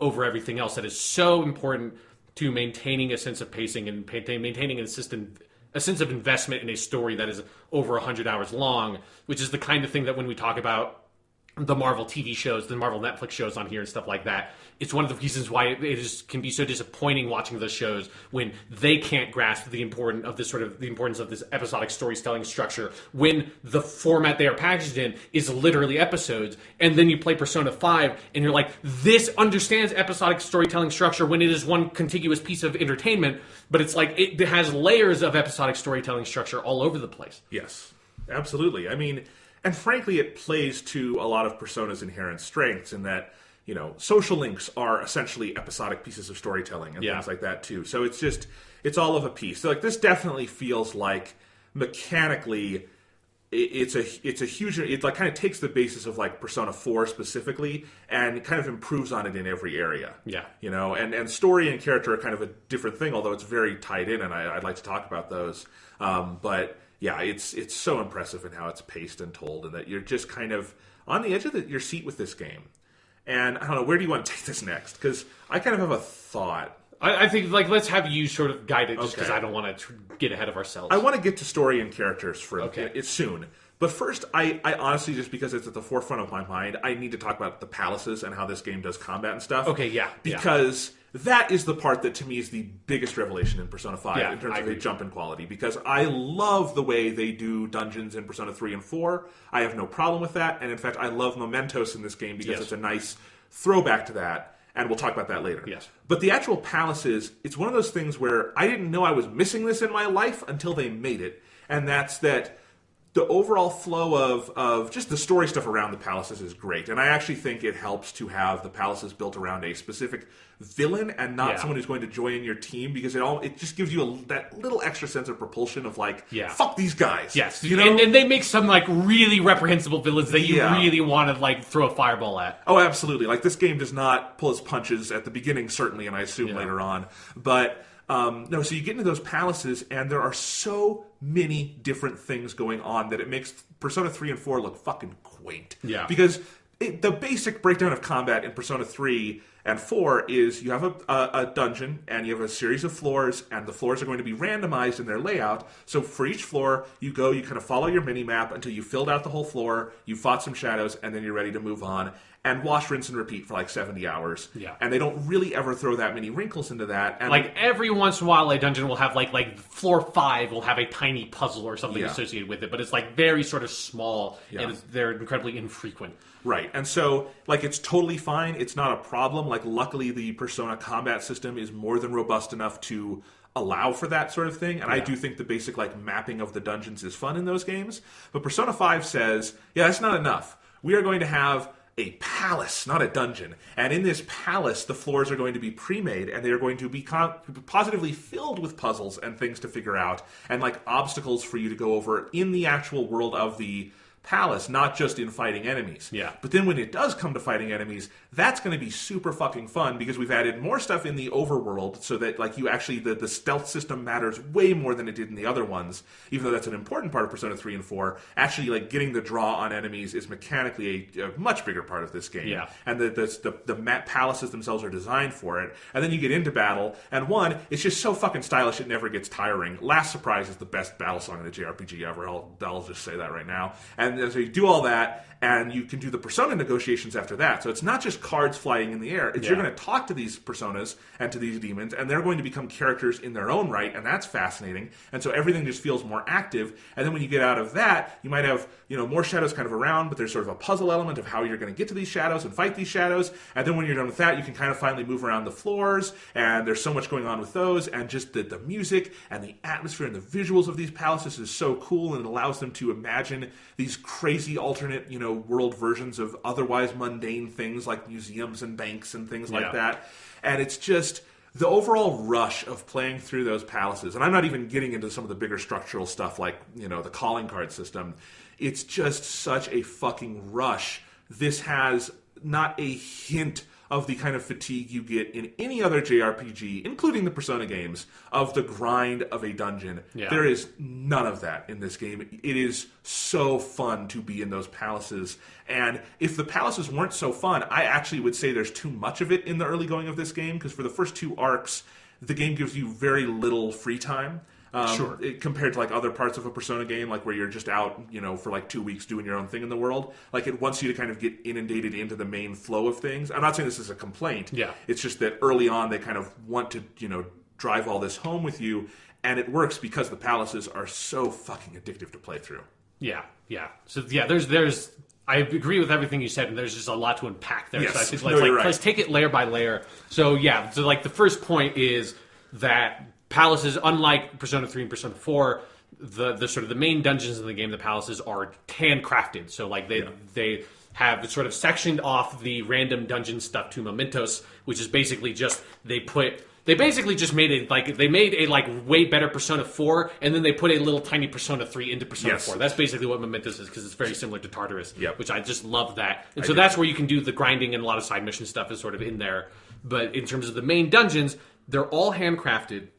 And they're all very unique aesthetics, and then more importantly, them being handcrafted allows a sense of pacing, a sense of like narrative construction around it. So like sometimes you will like halfway through the dungeon, you will encounter the villain of the dungeon, or you'll hit like some sort of different roadblock that will force you like in the second dungeon, the halfway point of that dungeon, you have to go back out into the real world to sort of like you do this whole story point to unlock this door in the dungeon because it's part of their subconscious world and all that stuff. And so there's a sense of pacing and flow that it gets because it is handcrafted, but then also just the sense of like the flow of moving through what feels like a more real space, because it's, it has rooms, you have your map, and there's like a real joy to sort of getting that map and seeing like, okay, there's like all the stuff of the palace I still have to go through, and kind of seeing, because you can, when you get the find the maps in the game, you can just scroll through all the floors that you can see. And when I was first playing the game, I would kind of do that and be like, what the fuck is going on? Like, this is a weird ass looking room. What is going on here? There's probably there's some weird puzzle that's going to be here. It's very Zelda-esque, I thought, of like getting the map and being that excitement of like, I have stuff to fill in. Yeah, exactly. And so you have that sense of flow and movement through this very handcrafted dungeon. But then to me, the biggest thing is that every single dungeon is filled with different kinds of puzzles. And I love that it's also not like, it's not just like one, and they're usually like, usually each dungeon has maybe like one or two more significant kind of puzzle mechanics, but all of them have like little tiny things that's like, oh, like this is the section of the art museum where you're having to deal with like trip lasers and stuff like that. That's not every single room in that dungeon is not just you dealing with like, this is a different configuration of trip lasers. It's just like the kind of the beginning part, and then they bring it back later, and that's all you see of them. And then it's like, oh, like here's like this part where you're moving through paintings. Here's this part where you're dealing with like, all of your teammates being sectioned off from you, and you have to go like solve this little puzzle of like getting all these switches. You have to go like, here's this part where you have to go get these passwords. Here's this part where you have to identify between all these different paintings which one is the real one. And it's like every single floor, every single section of the dungeon has another tiny little puzzle that all tend to sort of like build up the larger aesthetic of whatever it is. And I think one of my favorite, we're not going to go into it, but one of my favorite sets of puzzles is the one from the third dungeon that's like very sort of like, is this very basic like algebra kind of thing that runs through that whole dungeon. I love that. But that whole sense of flow, in the sense of like, okay, while I'm going through and fighting all these personas or the demons or whatever, the shadows, I am also sort of engaging with the game on this whole other level of also exploring the environment, finding the puzzles, unlocking different like shortcuts back to where I am and stuff like that, finding the safe rooms that are another really great way of giving the sense of pacing to the whole proceeding. It makes the dungeons mirror the rest of the strengths of the Persona series, which is that the Persona series is constantly flexing all these different intellectual muscles for you as a gamer, because, if you're out there just in the world day to day, there's so many things you're keeping track of. But then in Persona 3 and 4, you go into the dungeons and you kind of turn your brain off a little bit. Yeah. And that's okay, but that's kind of how it was. In this, with the palaces, you are not doing that. You are just as sort of consumed with different things as you are in the day-to-day grind of the game. And that is brilliant because it keeps you engaged constantly. Yeah. And the thing I'm most impressed by is that, like, this is the first time they have done this handcrafted dungeon thing for a Persona game. And, like, they didn't just do it. Like, they did it really well. Oh, yeah. Like, all the dungeons of the game, I think, are great. They all feel very different. They have very different sort of mechanics associated with them.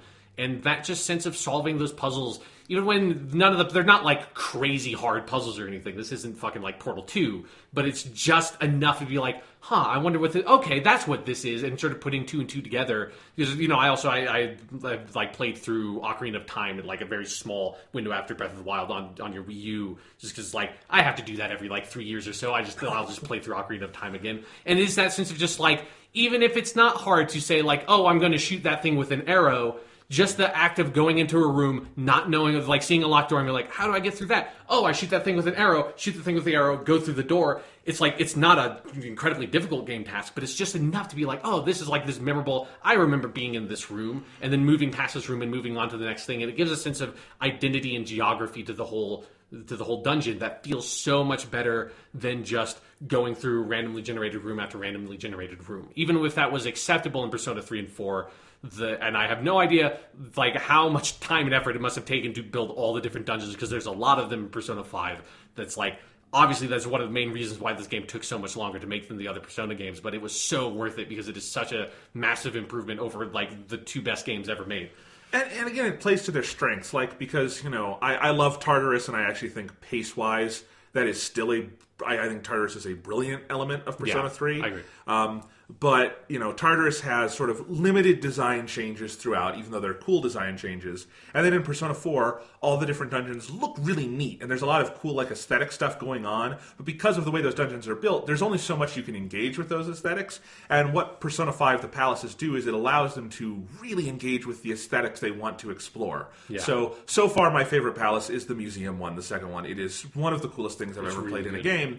And, like, what's so cool is that they just get to go crazy and build a fucking art museum and then fill it with all these crazy things to do. And constantly it is this interplay with the aesthetics where whatever puzzles or whatever obstacles there are in the game, or in the palace, they always come in some way from the aesthetic function of the palace. Yeah. If it's the castle, it's a lot of things you would associate with a castle, like, the big roving, like, knives going through the air or something like that. Yeah, like secret passageways that you have to, like, pull, like, weird levers and stuff, or, like, the books and stuff like that. Yeah. I love the books puzzle. But, like, and then in the museum, it's, as you say, it's the tripwires, and it's the paintings, and going into paintings, and identifying paintings, and just, like, it has so much fun with that. You can just feel like the art directors of Persona 4 feeling like, this is great, but I want to do more with, like, Naoto's underground base or something. Yeah. So we're going to go crazy with it on the next game. Man, can you imagine if they made a, like, super Persona 4 the Golden that went back to Persona 4 and redesigned all the dungeons in, like, the philosophy of Persona 5, and, like, how fucking crazy awesome that would be?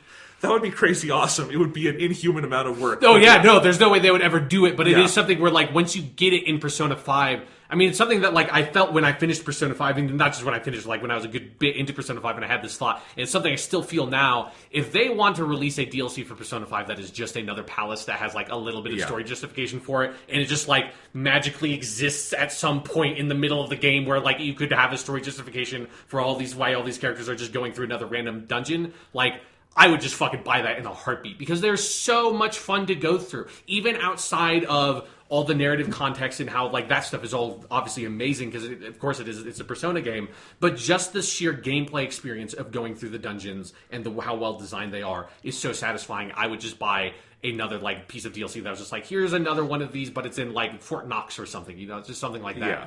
It's like, but yeah, so that's the sort of, like, the overworld sort of, like, exploring the dungeon part. But then another big element of it is obviously, like you're talking about, the combat. And one of the best things about the combat to me is how the flow of it is so natural and so amazing. It's one of the things that you feel like, okay, this is what they can do when they are released from the PS2, is you're not, like, really awkwardly loading into, like, here's, like, this big, like, like, battle scene that's, like, sort of feels like it's sort of divorced from the rest of the game, and I have to, like, every time I go to, like, use my persona, it has to, like, do this, like, really sort of, like, scripted cutscene where you, like, summon the persona and do the thing. It's like, all that stuff was fine with those games, but it very much felt like this is a PS2 game.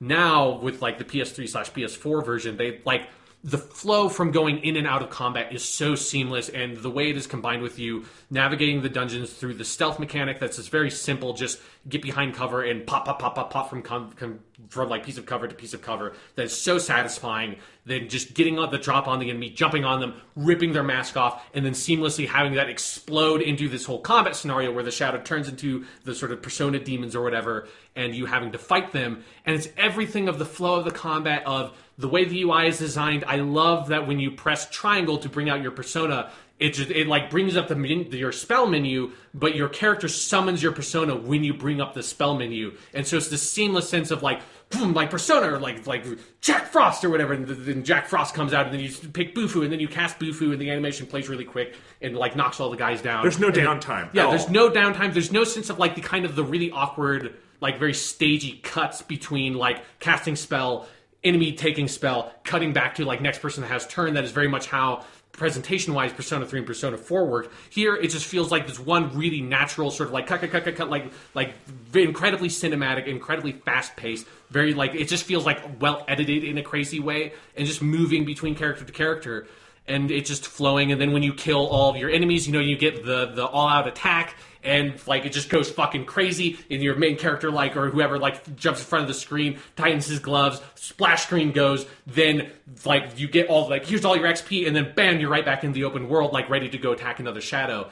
Like, you can have battle sequences in this game that last about 15 seconds, and then you're back into the open world again, and it's so fast, so snappy, so smooth, that it makes combat fun to engage with, even when you're just like wiping up like total trash enemies that you go in and you like shoot them with your gun and then kill them and then go on. It still is really engaging just through like the presentational and like aesthetic quality of it, and just the feel of like going and doing like the melee attack with your main character and doing like the 3 hits with the knife, and like seeing the health bar go down, and just like the sound of like chunk chunk chunk, and then the health bar goes down. It all just feels really satisfying to engage with in a way that like, even if I was like playing, like I wanted to play the game with like a podcast on or something, I wouldn't put earbuds in, because I need just like enough sound to be able to hear all the sound effects when I'm hitting people, because it's just like, like yes, it has impact to it. It has like, and all the, it's just everything. It's like all the shadows have voice acting now.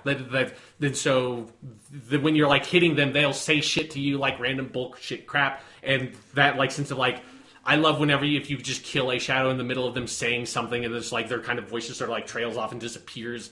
It's stuff like that. It just all feels so natural. It all feels so cohesive, and just a part of the sort of journey of going through this palace, that you don't feel like you are jerked out of the experience in the way that you are in most other turn-based battle systems in JRPGs, because by the nature of a turn-based battle system, it has to be sectioned off into this weird little microcosm, and Persona 5 just makes that microcosm utterly seamless. Yeah, it's amazing how the actual battle system itself has not been that heavily refined from Persona 4, which was not that heavily refined from Persona 3, other than adding direct commands, right? Like, it's not like this is not like Final Fantasy 13 to 15 or something. Right, yeah. It's not like Final Fantasy 10 to 13, which like... Sure, yeah. It is the same fundamental combat system. Right, but it's just, there's so many little presentational, aesthetic things that they've done. And one thing that this is a little thing, but I actually think it's really important, is... And it's so smart. I wish more games did this. That the basic commands are just face buttons. Yeah, it's like it's almost hard to explain. But in Persona 4, you have like the wheel, and you go through that and pick like attack or persona or just the basic things. And what they've done here is have the 4 basic functions, which is guard, persona, item, attack, and those are on triangle, circle, X, and square. And you just hit that. And like just the fact that saves the 5 seconds of cycling through the wheel and picking it makes it that much more intuitive, that much faster, and just means that every battle, no matter kind of how easy or how hard, is just this incredible rush. Where you get in and you just go crazy with it, and it's constantly moving and moving and moving, but there is so much of that underlying strategy, and they've added a lot to the underlying strategy, which is great, but it also keeps you on your toes in a way that is so fucking fun. Just fun to engage with. I think it like says a lot about like the aesthetic and like physical quality of the combat system that's so satisfying, that like I still am having a hard time adjusting to that. In the Japanese version of Persona 5, the circle button was attack and X button was guard in combat, because that's, the circle button is yes, X button is like, or circle button is confirm, X button is cancel in sort of like the Japanese style. And it's more like a Nintendo controller where A is on the right and B is on the left. It's like that. And so it's like the iconography of those buttons in Japanese culture like signifies that to you. And so, like, that's how it was set up. Is like, okay, you're going to use circle to do your main attack, and then X to do your guard, because you're not going to use guard as often. And then, I was just, like, not even... It had never occurred to me that they would do this, but, like, it makes sense that in the English version, they flipped those so that X is attack, and the circle is guard. And there have been a couple of times where I have accidentally attacked when I meant to guard, which is not something you want to do when you're going up against an enemy that's, like... Where the game, like, will a couple of times just, like, be like... This guy is charging up an attack, like at the beginning of the game when they're introducing the concept of the guard button to you. It's like, oh, we maybe would, like, hey, everyone, let's guard. Like, Morgana's just saying that to you, and then I just, like, run up and fucking stab him in the face with my dagger. I was like, oh, shit, no, right. Because there's something about the satisfying nature of just, like, attacking someone that, like, I loved pressing circle. Just pressing circle in the combat system when that was attack in the Japanese version, just like, yes, I've just got to fucking stab this fucker. And so it's like, if I have such a strong impression of that button being attack that, like, it just feels and looks wrong to me in a way I just would never have expected. And see, I feel the same thing about the X button being attack in this, because I didn't know it another way. So you're totally right. When I hit X to attack, there's just something, like, meaty and powerful about it. I think there's also something about the fact that circle is a red button on the controller that it felt like, yes, like, I'm just time to fucking fuck your shit up, buddy. Yeah. No, it's amazing. And just, I will talk about the presentation and aesthetics of this game more as we go along, but in the battles, like, holy crap. They are just showing off at a certain point with how much style is embedded in this fucking game. Yeah, like one of the most fun things about getting a new party member in this game is getting to see what their splash screen is at the end of an all-out attack, because they're so amazing. And just everything about the all-out attack, that it just goes stark, like, red and black, as, like, you just see all the sort of silhouettes hitting people, and then your character drops in front and does their little pose, and then you get, like, you know, Morgana goes, "Oh, Soji Kanyo!" And then boom, and it's like, yay! And then you, like, move on. Like, there's something just, like, I could just do that for the rest of my life and die a happy man, you know? Because it's just this very naturally fun, engaging, cool thing to just constantly be doing.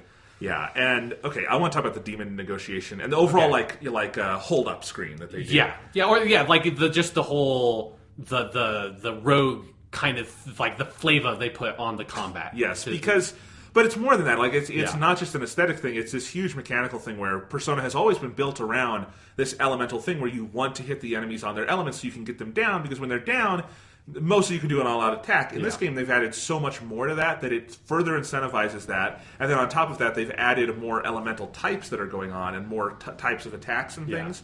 So all of that, like the basics of the combat system have been so fleshed out that, you know, you are so much more incentivized to engage with it strategically, because if you get the enemies down, you get a hold-up screen, and everyone pulls out their guns and just holds it on the personas, which is an amazing image. Yeah. And then the personas are, like, begging for their lives, and you can talk to them, which is the demon negotiation thing, or you can do an all-out attack, or you can just cancel and, like, you can just say, like, fuck it, I'm gonna kill you, but I'm gonna do it slowly. Right, you can do that. So, and it's amazing, and I love the move to having you get personas through the negotiation, because I like shuffle time. Shuffle time is fun, but it is limited in its strategic potential. Right. And it is so fun to see what the personas have to say, just to get that much more writing from this amazing team, and just to hear their words, and to talk to them, and to go through these just bizarre labyrinthine dialogue trees to try to collect them, where, like, even when I miss a persona, I'm never mad, because it was such a fascinating, fun conversation. Yeah. And I love that about it. I mean, the demon negotiation thing is sort of a callback to the early Persona games and Shin Megami Tensei, but it's not exactly the same, right? No, I mean, it's very streamlined, because it's Persona 1 and the Persona 2s had it. And actually, like, it's a lot of stuff about what they kind of put back into the combat. It's not that they added some, like, the spell types and stuff. It's that they put them back. And that, like, Persona 1 and the Persona 2s had all, like, Sai and Frey, and there's another one that they didn't bring back. I forget what it is. And, like, they had the Persona 1 had all the guns. And it's it's another thing that I think we'll talk about probably, like, in the last podcast more in depth. But one of the big sort of philosophical things I'm thinking about making this game was the Persona team looking back at both their own past Persona games, like Persona 3 and Persona 4, and saying what worked here, what was cool, what do we want to bring back. Like, I think, like, Mementos is a clear callback to Tartarus from Persona 3. And then also they went back to the games that they didn't make, like Persona 1 and the Persona 2s, and say, well, what was, like, interesting and cool about these games that maybe we didn't that we lost when we made Persona 3 because, you know, we had to strip that stuff out and make our own game. But what can we bring back? One of those things is the guns was a Persona 1 thing. All the characters had a melee weapon and a gun weapon in Persona 1, and they did different damage types, and so they brought that back, and then also like some of those the 2 other damage types, and then also having light and dark have both insta-kill spells and like normal damaging spells. It's the thing that those games did.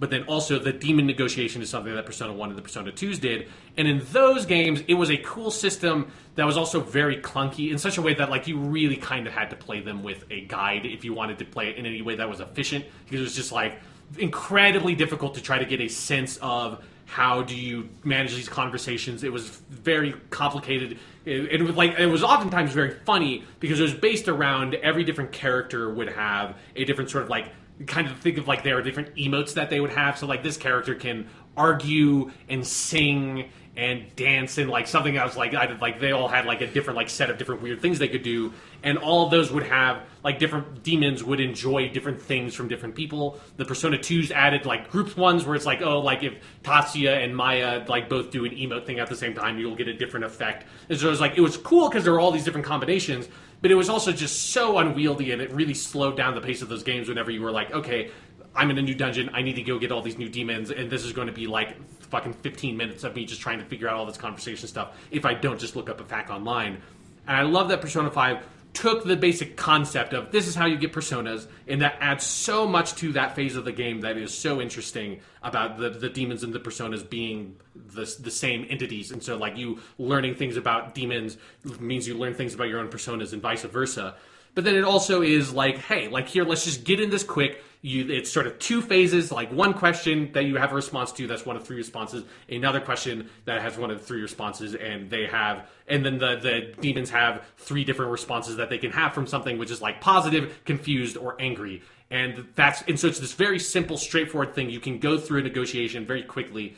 And then there's also like each demon has a personality type that you can see in like the top left corner that sort of can inform you, oh, this is like I should maybe like be more straightforward in how I answer this question or be more jokey or something like that. And it is just like the same basic concept, adds a lot of the same character to the game that those games had, but comes at you in a much more streamlined and like efficient way to deal with it. That is not like, okay, this is going to take me 2 hours to figure out how the fuck this system works. It's you just like do it and you're like, okay, I'll go through this. And then plus it has one of my favorite music tracks in the whole game, which is like bum bum boom ba-dum bum ba-dum. Like I love it so much. Although here's the problem with the Persona 5 soundtrack. Yeah. Every song is so good, I don't want to stop listening to any song to listen to another song, even though I can't be mad at that because the other song is going to be good. Like when Last Surprise cuts off, I'm like, oh, I love Last Surprise, but then that song comes on, I'm like, oh, but I love this song, and then that song cuts off, and I'm like, oh, I do want to hear like the Results song because it's like it's this weird like it's like all the music is so good, you want to listen to all of it at the same time. Yeah. It's a crazy problem to have. Yeah, but the demon negotiation thing, I think, is it's a really well-designed system that took the idea from the older games back and just did it better than those games did. And it just adds so much to the sense of, like getting personas from the dungeons in Persona 3 and Persona 4 was just random happen chances. Like, you got this thing that's like, oh, that's kind of okay. Here, it did really, you get that sense of, like, yeah, like, it's something. Like, you had to go through a small gameplay challenge to accomplish it. And I love, like, because you can also use that system in different ways. If you like are really hard up on cash, you can get more cash that way. If you I've definitely done that. Items. Early on, you have so much to buy. Yeah, and frankly, I just went in the last 2 hours of my gameplay from having 180,000 yen to 5,000. Oh yeah, the economy in the game I think is very well balanced. You never feel like you have more cash than you could ever do anything with. Like Persona 4, I feel like you could definitely hit a point in that game where you're like, I just have so much money. This is just stupid. I can just buy everything all the time. Persona 5, you definitely need to sort of scrape money together every now and then. Yeah, so it's actually very useful to do that Persona negotiation stuff sometimes and just say, give me some fucking money. I'm holding you at gunpoint. Yeah. Give me that cash. Yeah. But then, on top of that, I think there's something about the hold up, and then there's a lot of other small things of like the way that the ambushes work with the stealth system, and then the way that hold up system works, and then if the enemies get the drop on you, you are surrounded by them, and then they can also, it doesn't happen that often, but like they can take one of your guys hostage, or the demons can also come at you and negotiate with you like first if you have like put them into like a distressed state, and they will just be like, hey buddy, maybe don't kill me. I'll give you some cash. Like, please don't set me on fire anymore. It really hurt the first time you did it. So that'll happen like when they're down to like one enemy and it's really hurt. Yeah. And so the first couple times that happened, I negotiated with them and like got them or something. And then one time I'm like, you know what, fuck it. You were annoying. I'm going to kill you. Yeah. And I backed out and killed the dude. And he like yelled no as he was dying. And I haven't done it again since because like I felt so bad about it. But you don't get the experience from them if you let them go. You only get the experience from them if you murder them. So you should probably just be murdering them unless you really need the cash. It's true, but it's just like they do such an effective job at making the demons feel like living, breathing creatures. They're not characters on the scale of, an On or something like that, but they are just incredible, like little, fun creatures in the world that you want to engage with. Yeah, because they have their fun little personalities, and they are the same as your personas, so you build up. There's something fucked up sometimes about you using like a Jack Frost to kill a Jack Frost if you really want to, Right. Then Jack Frost is fun to negotiate with because he does the like hee-hee-ho. Yeah, hee-hee-ho. It's so great. Yeah, I like that they kept all that stuff in the English version. It's so good. All right, so that about does it, I think, for the combat stuff and the palaces. And it's so good, man. It's so fucking good. Yeah. Quick note on Mementos. Okay. Because I don't know if there's that much to say about it, other than it's really interesting. You're right, it's absolutely a callback to Tartarus, because it's this thing where basically you are going from, instead of going up Tartarus, you're going down Mementos. You're going down this, like, hellish version of the Japanese subway system. But you are basically... It is just one long linear path, and of course they allow you to transport to different places. So you're never going to like just start from the beginning and go all the way down.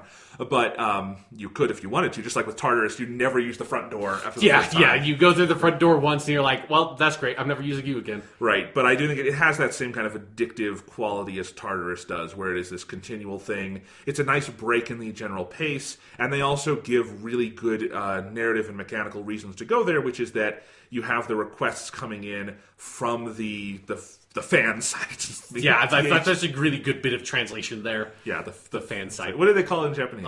It's the Kaito Onagai channel. Like the Kaito Help Me channel, basically. Oh, nice. That's funny. But yeah, I like fan site. Yeah. And of course, that ties into the character of Mishima, who is not a party member, but he's a really important character. Yeah. Which I feel like there's more of that in Persona 5. Like people who aren't in your party, but they're really important to the central task. Yeah. And I like that. But anyway, so you have that ties into Mishima, and he gives you these requests from the fan site, and so you go there to do the requests. And it also it feels like the Phantom Thieves, they're not all talk, because it's not just like they've done 3 people. Right. It's that you're constantly going to Mementos and getting more of those, and it's a really fun thing. My only complaint with Mementos is that so far, at least, I think it's way too easy.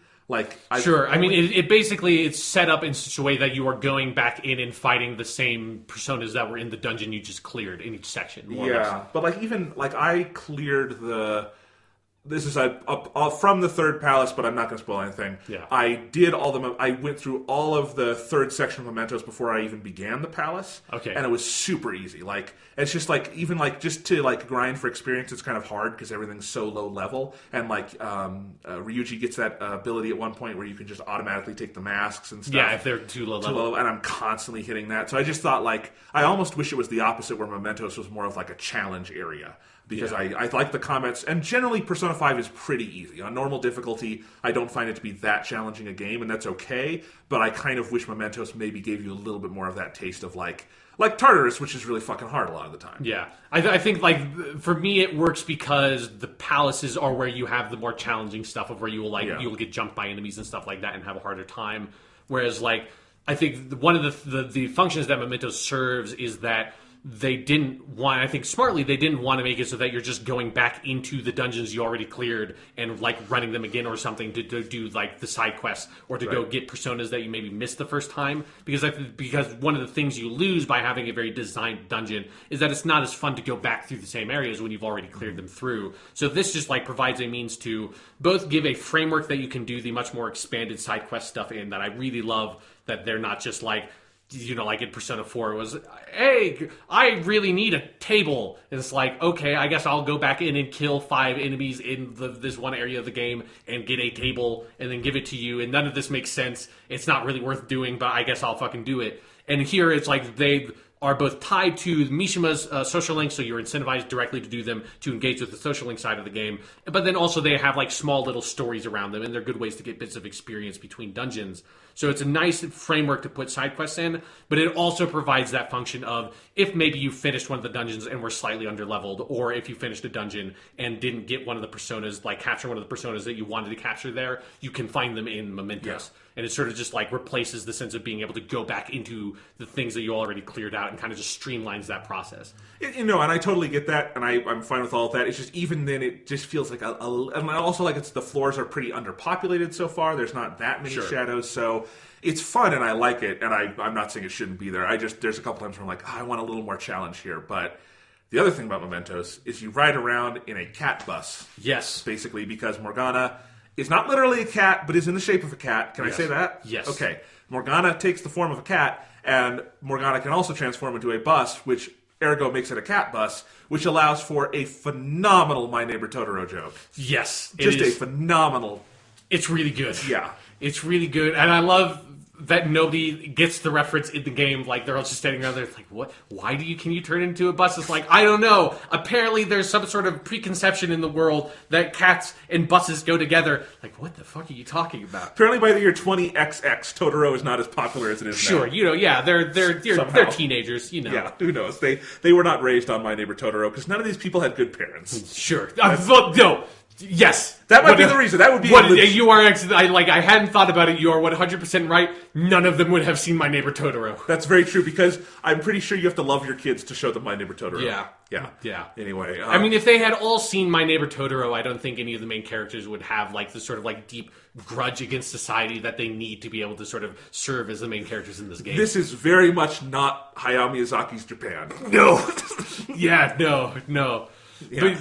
But no, the bus is such it's one of those things where you're like, are they really doing this? And then they do it, and it's so much fun to just drive around Mementos in this stupid bus. It's great. And just like the whole, the scene when it first happens is one of the funniest pieces of the game. It's like where Morgana like does the whole pose and transforms. It's really, really funny. Oh, and then, like, when you're driving around, the dialogue lines you get are so good to the point where I will be going at an enemy, a dialogue thing will start, and I will do an abrupt U-turn to get away from that enemy so I can finish the dialogue. Yeah. Because there's some phenomenal ones. Like, at one point, Ryuji starts singing The Wheels on the Bus Go Round and Round, and then Morgana does the second line, and it's just like, it's so much fun. It's so silly, and, like, they know what Mementos is there for. They give it enough narrative justification. Yeah. But it's just a beautiful little part of the game. And I have to say, I do really appreciate that they didn't make Morgana in bus form like the most like unsettling, creepiest thing in the world. The way the cat bus is in Totoro,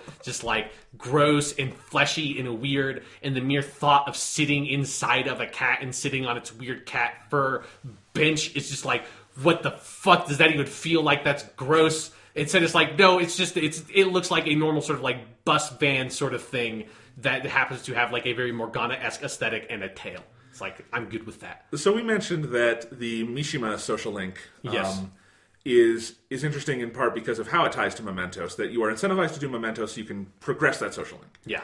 And I wanted to talk in general about the way social links work in this game, because I think it's really fascinating. And we have to start actually with translation things again. Okay. In the Japanese, it's cooperation, right? Yes. Yeah. And it's always been cooperation, right? As far as I understand it. I've not played the other ones in Japanese, but that is what I've been told.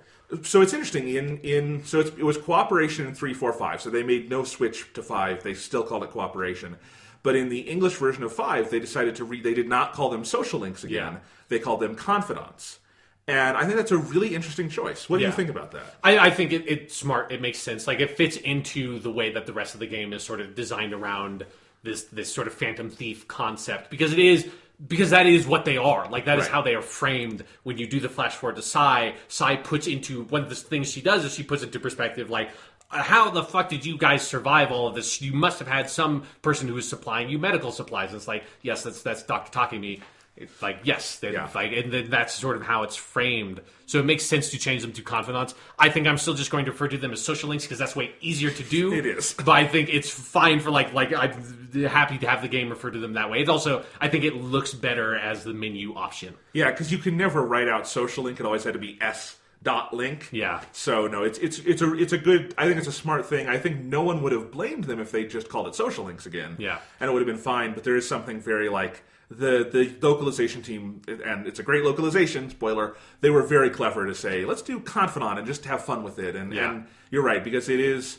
That is what is so fascinating to me about the Confidant system, is that fundamentally it is the social link system from Persona 3 and 4, but with this, they've added so much to tie those disparate parts of the game together. And it's not even as simple this time as the links between like the dungeons and the real world. It's much more complicated than that, because a lot of it is the dungeons in the real world, but then there's stuff like Mishima where that ties into mementos, or you have the doctor and that's how you get your items and things, or just other conversation pieces. There's one later on with, I'm not going to say who, but the Temperance social link, and what you get from that, which is not really tied into the dungeons much at all. I mean, you can kind of, but what you get from that is more of a day-to-day thing. So all of that is fascinating, and I do love the introductions. Like, that's maybe my favorite thing about the framing device, is that every time you initiate a confidant, you flash to the future, and Sai says, I think the Takemi one is a good example of like, how did you survive all this? What did you do for medicine? Yeah. And then it flashes back and starts the narration of, I am thou, thou art I, and or whatever it is, and you meet that character, and it's like, okay, this is going to build into something really important. I just love that, and it really does make every confidant you find feel super important. Yeah, and it is something where it has the sort of story framing and everything to make it feel important, but then on top of it, like you said, all the social links have another layer to them that is more than just like, I'm just progressing this because I'm progressing it to get the Arcana Burst like experience bonuses from fusing personas, which is how it was in Persona 3 and 4. It has a thing of like, I guess Persona 4 did this with all the main characters, that as you advance their social link, they got more abilities of like, now, like, this character will be able to, like, survive a fatal hit and stuff like that. But there's so many more in 5. Yeah, like, all the main characters in Persona 5 still have that structure, like, and some of them are the same ones. They have some new ones as well, like, some of them can interject into demon negotiations and, like, help you and stuff like that. Or the baton passes. Yes. I always forget now that is not something that Persona 3 and 4 do, because it's such an integral part of the Persona 5 system, combat system, is that when you get a one more attack by exploiting an enemy weakness, you can pass that turn off to another one of your teammates to like be able to chain together a bunch of attacks to like totally wipe everything out. And it's one of the things that keeps the combat pace up. But then beyond just like your teammates having those, like every one of the other social links in the game have abilities you gain by advancing them, whether it's you get new items available at the store, or whether it is something that like a new ability you can bring into combat in some ways, or it'll be something that like a new element or like opportunity of something you can do in the open world, or like of the social element of the game is now easier to you. And like all of them have some element like that, some of which are like things that when the first time I played through the game, by the time I got them, felt like such a fundamental part of how I do a certain part of the game, that now having to start it from the beginning and not have access to some of that stuff is killing me inside. And being like, I'm going to make sure I max this persona or this social link out immediately, because I really need access to being able to do this one thing. There's a quality to Persona 5, and this is tied into the social links but everything else, where they give you more time to do things in this game than the other Personas, and yet I still feel more stressed playing it than 3 or 4, because I want to do everything. Yeah. And I kind of want to branch off for a second and talk about some of this, because one of the things, I just wanted to describe the process of me getting the on social link, the Takame social link, because I do use a guide sometimes to look up social link things. Sure. And I saw that I'm using it now for like, because I've already played the game, so it's like I'm not going to try to go through every single conversation option. And the thing I love is all the Japanese guides that I had bookmarked, they all still apply, because it doesn't matter what it was translated to. It's like whatever, if it's answer number 2, it's answer number 2. Right. So I just like loaded up all the bookmarks I had from October when I played through the game. It's like, these still work 100%. Fantastic. Yeah. But I saw that to initiate the on social link, I would need rank 2 kindness. Yes. And so I had already started the Ryuji social link, because that's really the first social link you get, Ryuji, that is non-automatic. Like, you get Igor first, but that's a different thing. Yeah, it's the first one that you then have to, like, go on dates with Ryuji to advance. Right. Yes, exactly. And so, but from the Ryuji social link, I knew, like, oh shit, Ryuji is getting really useful in battle and stuff, because I'm doing this confidant, doing the social link. Yeah. And so I'm definitely going to want this for on, because Morgana is automatic, and on is also on my team, so I'm going to want to do this. And so I know I'm going to need to get my kindness up. So that led me to the path of discovering all the different things you can do to get your different attributes up. Yeah. And they have improved that system so much where I like it in Persona 3 and 4 just fine, but it is an actively awesome and enjoyable part of the game this time around. Because there's so many ways. There are I bet there are several that are available to you that you don't even know about. Yes. Probably, but for kindness I realized, if I feed the plant in my room, I can get my kindness up and that won't make time pass, which is great. Yeah. If I go rent the DVDs, which we're going to talk about later, I can watch the DVDs and get my kindness up if I watch this particular show. And then there's a bookstore, but there's also a library. Yes. And when I get the books, there's this system where sometimes you can get a seat on the train in the morning and you can read, and that's how I'm going to do that. So I got super into that system. And there's also going to the diner and you're going to get your knowledge up, but you can also order a special dish and that will also get your kindness up. Or you can work at the flower shop. That was actually later because you have to get your charm up. But you know what I mean. Yeah. And so getting into all those things. And so I'm super into those systems. Get my kindness up. Now I'm doing the confidant up with Anne. And then that's taking over into the palace that we're doing at that point, the castle or something. And I'm doing better and better there because now Anne is getting stronger. And that's feeding back into something else. Every action you take in this game affects 7 other things. Yeah. It's all so unified. There's nothing that feels like it's completely on an island. And I love that.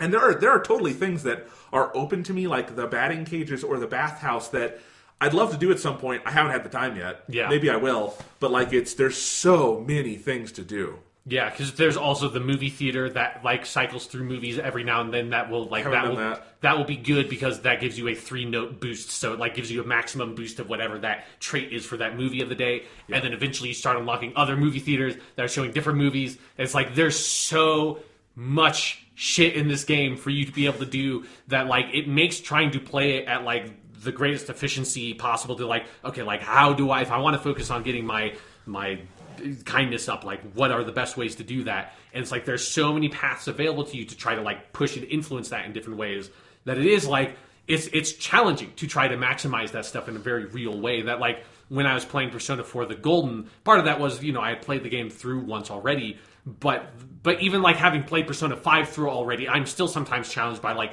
well, maybe actually, no, maybe going here would be a little bit smarter because that will also get my knowledge up a little bit more, and that will prepare me for when I have the midterm test in a couple of weeks. Whereas in Persona 4 the Golden, it was very straightforward that if you wanted to maximize shit, it was no, there's really one way to do that says this is just the most optimal way to play through this game. Persona 5, I don't think that exists. There are too many different variables, there are too many different social links available to you at once that have too many different kinds of social stat requirements that you gain in too many different ways to be able to say if I just focus on this one thing, that will be that is my key to maxing out this game. It's you have to be very sort of fluid with what you're approaching and how you're advancing the social side.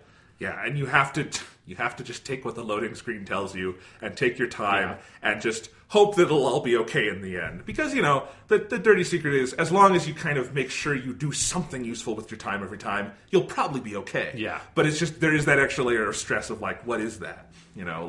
I will say, and I actually had this as a question for you, but your guardian, what's his name? Sojiro.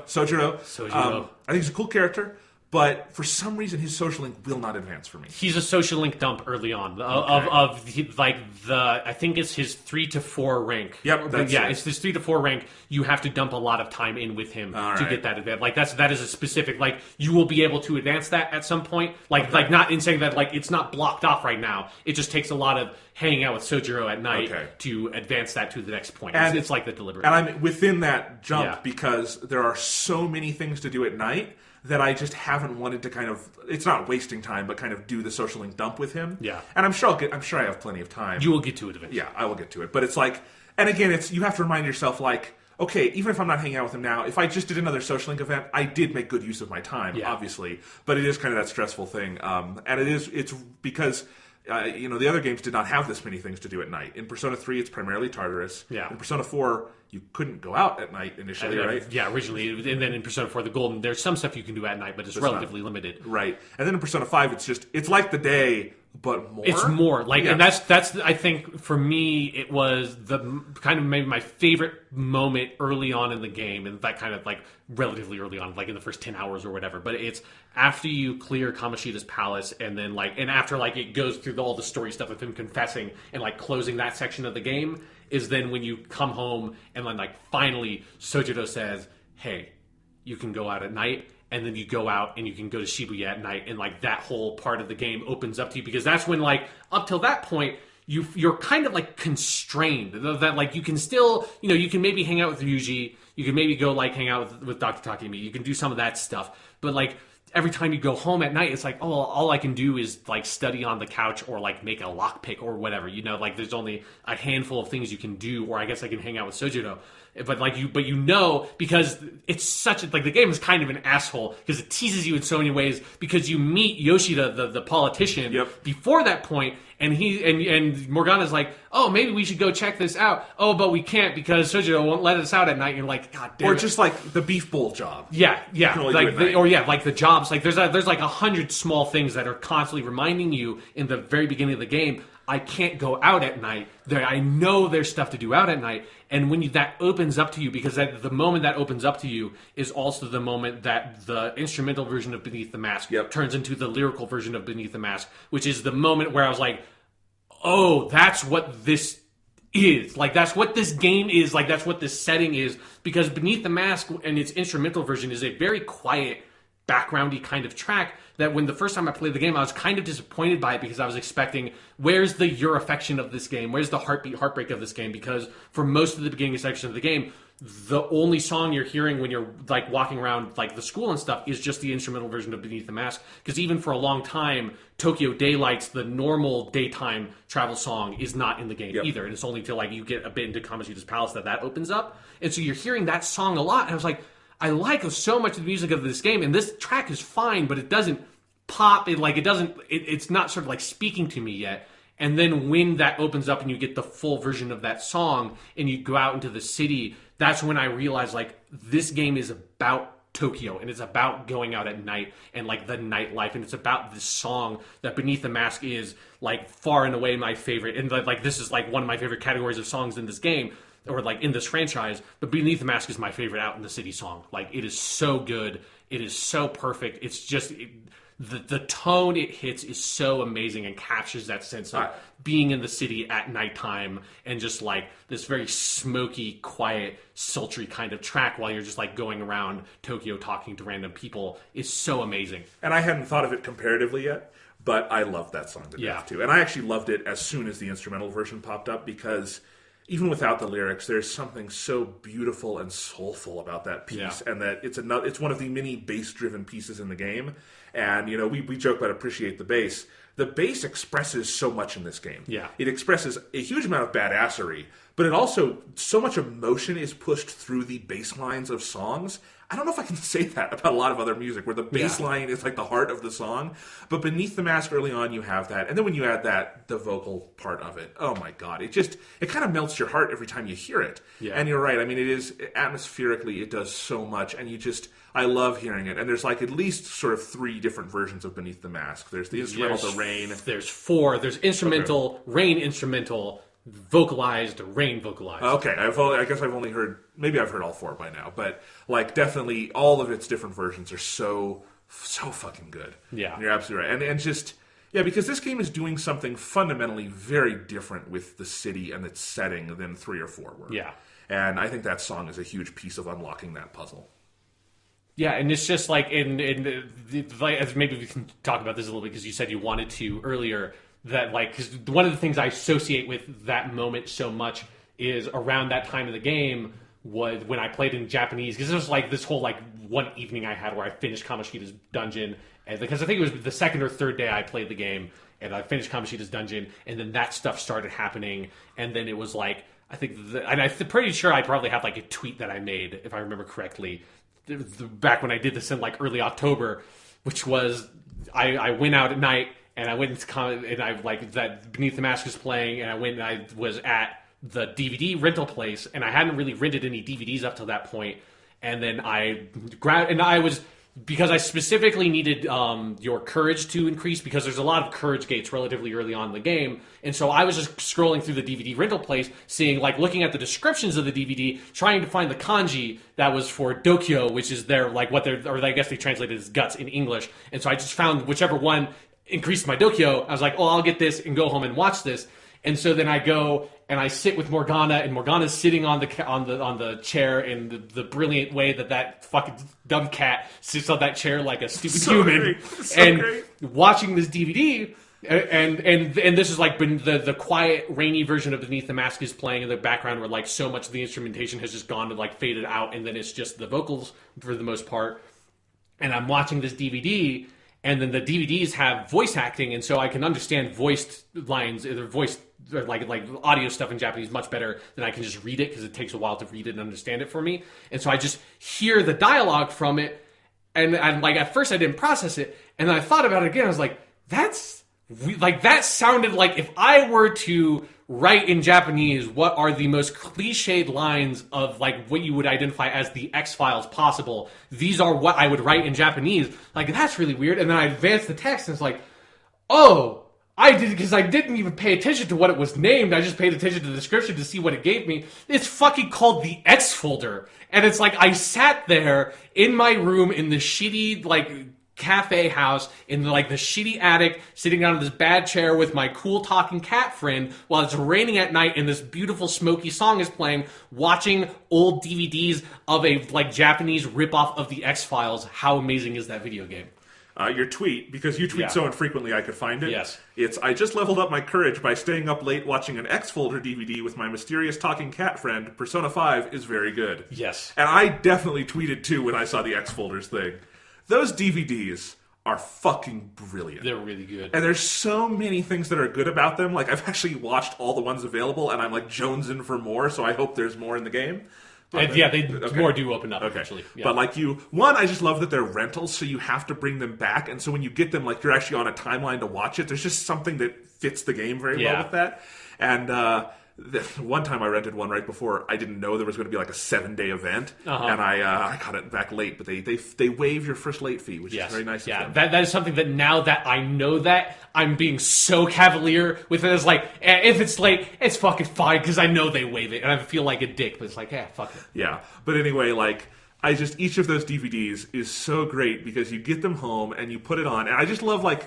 We got to talk about the function of Morgana in this game, and we will, obviously. But, like, Morgana talks to you, and it's like, oh, you want to watch a DVD? And it's just, you decide, like, let's take the night off. Let's hang out and watch a stupid DVD. Yeah. And we just sit with our little... which also, I love that you have to go buy the CRT TV from, like, a Japanese Goodwill or something. Yeah, for, like, $15 or something. Right. It's so cheap. Yeah, and because it's 2,500 yen, so that would be like $20. And you bring it home, and you're watching a DVD, and Morgana is just, like, slumped like a cat on the... like a cat, but like a person on the chair. Yeah, like it's like a cat trying to sit like a human. It's amazing. It's amazing, and Morgana will just like the parodies they have in there are amazing, and like the voice work and everything, and the music. I love. I don't know what they do in Japanese, but in English, it's "Come on, Skullsy" for the X folders. It's basically like that. Come on, Skullsy, and that's great. And then you're watching, and then Morgana will just do this like backseat driver commentary on it, and then you'll get a point boost, and so. Obviously, it works mechanically, but it's also like atmospherically and just sheer entertainment-wise. Those DVDs are outstanding pieces of content in this game. Well, if you like the DVDs so much, you need to go to the movie theater because they are presented in a very similar way of like you get the dialogue and stuff. And some of them are. I'm really excited to see some of them in the English localized version because I've watched one. That, like, in the original was a Yakuza movie, and they kind of changed it to being a superhero movie parody. And there's a couple of other ones of, like, jokes in the Japanese version that, like, there's one in particular that we'll get to probably the next time we talk about this game because we'll be at it in the game. Because I don't want to spoil it in case they find a really good English replacement for this joke. There's one movie that has such an amazing fucking pun associated with it. It's just so good. And I'm glad that the English localization has, like, found a lot of fun ways to play with that stuff. Yeah. Can you go to the movie theater at night?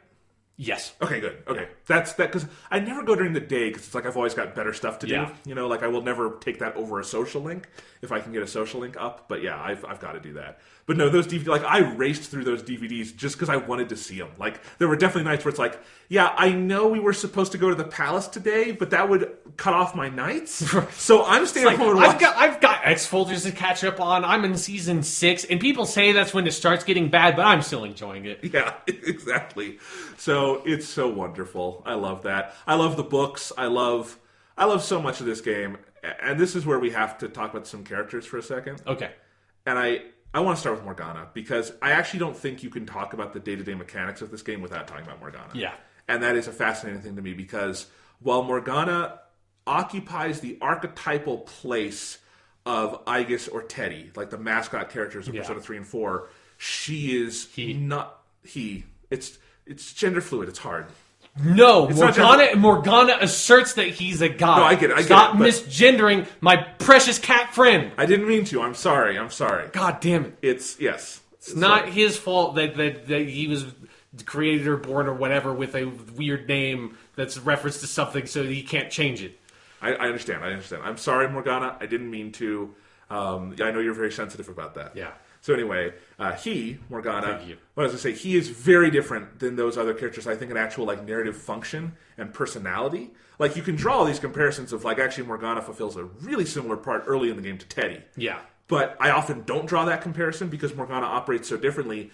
Morgana is kind of the voice of the game. Yes. I mean, Morgana is like the first-person voice where the protagonist still doesn't talk, but most of the dialogue they would give the protagonist in 3 or 4, like the inner monologue stuff, almost all of that goes to Morgana. And almost all of that becomes more interesting because it's your cat friend, talking that stuff to you as you're out and about during the day. Like, Morgana is like 99% of the time on you, on your person, in your bag, in your desk. I love that animation where Morgana is like in the cubby of your desk, and Morgana is constantly commenting on what's happening, giving sort of narration and inner monologue, telling you what you should and shouldn't do. Morgana is kind of like the Jiminy Cricket of this game in some ways, where like the conscience on your shoulder.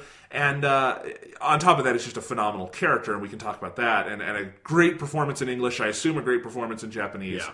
But, like, Morgana is the beating heart and soul of this game. And, like, it's not difficult or controversial to say Morgana is the best character in this game, because by design he has to be, you know? It's fascinating to me. Yeah, it's something where it was something that, like, playing the game from the beginning felt so weird, because it's like you're really alone, and like it's something that, like, when we talk about the story later, is like a big thing about this game is like how isolating the city is and like what that does to people. And it's like Morgana is this like salve, because it's like Morgana is with you all the time in a way that, like, I think like it's one of the reasons why Morgana is a cat or a pet, is like because that is something that people who live in cities do, is they get pets because, like, even if they are in this like nest of humanity, or like precisely because they are in this like nest and super dense core of humanity, they are like isolated from everything and like everyone, and don't have that connection, that relationship. And so it's like having this cat with you, like, kind of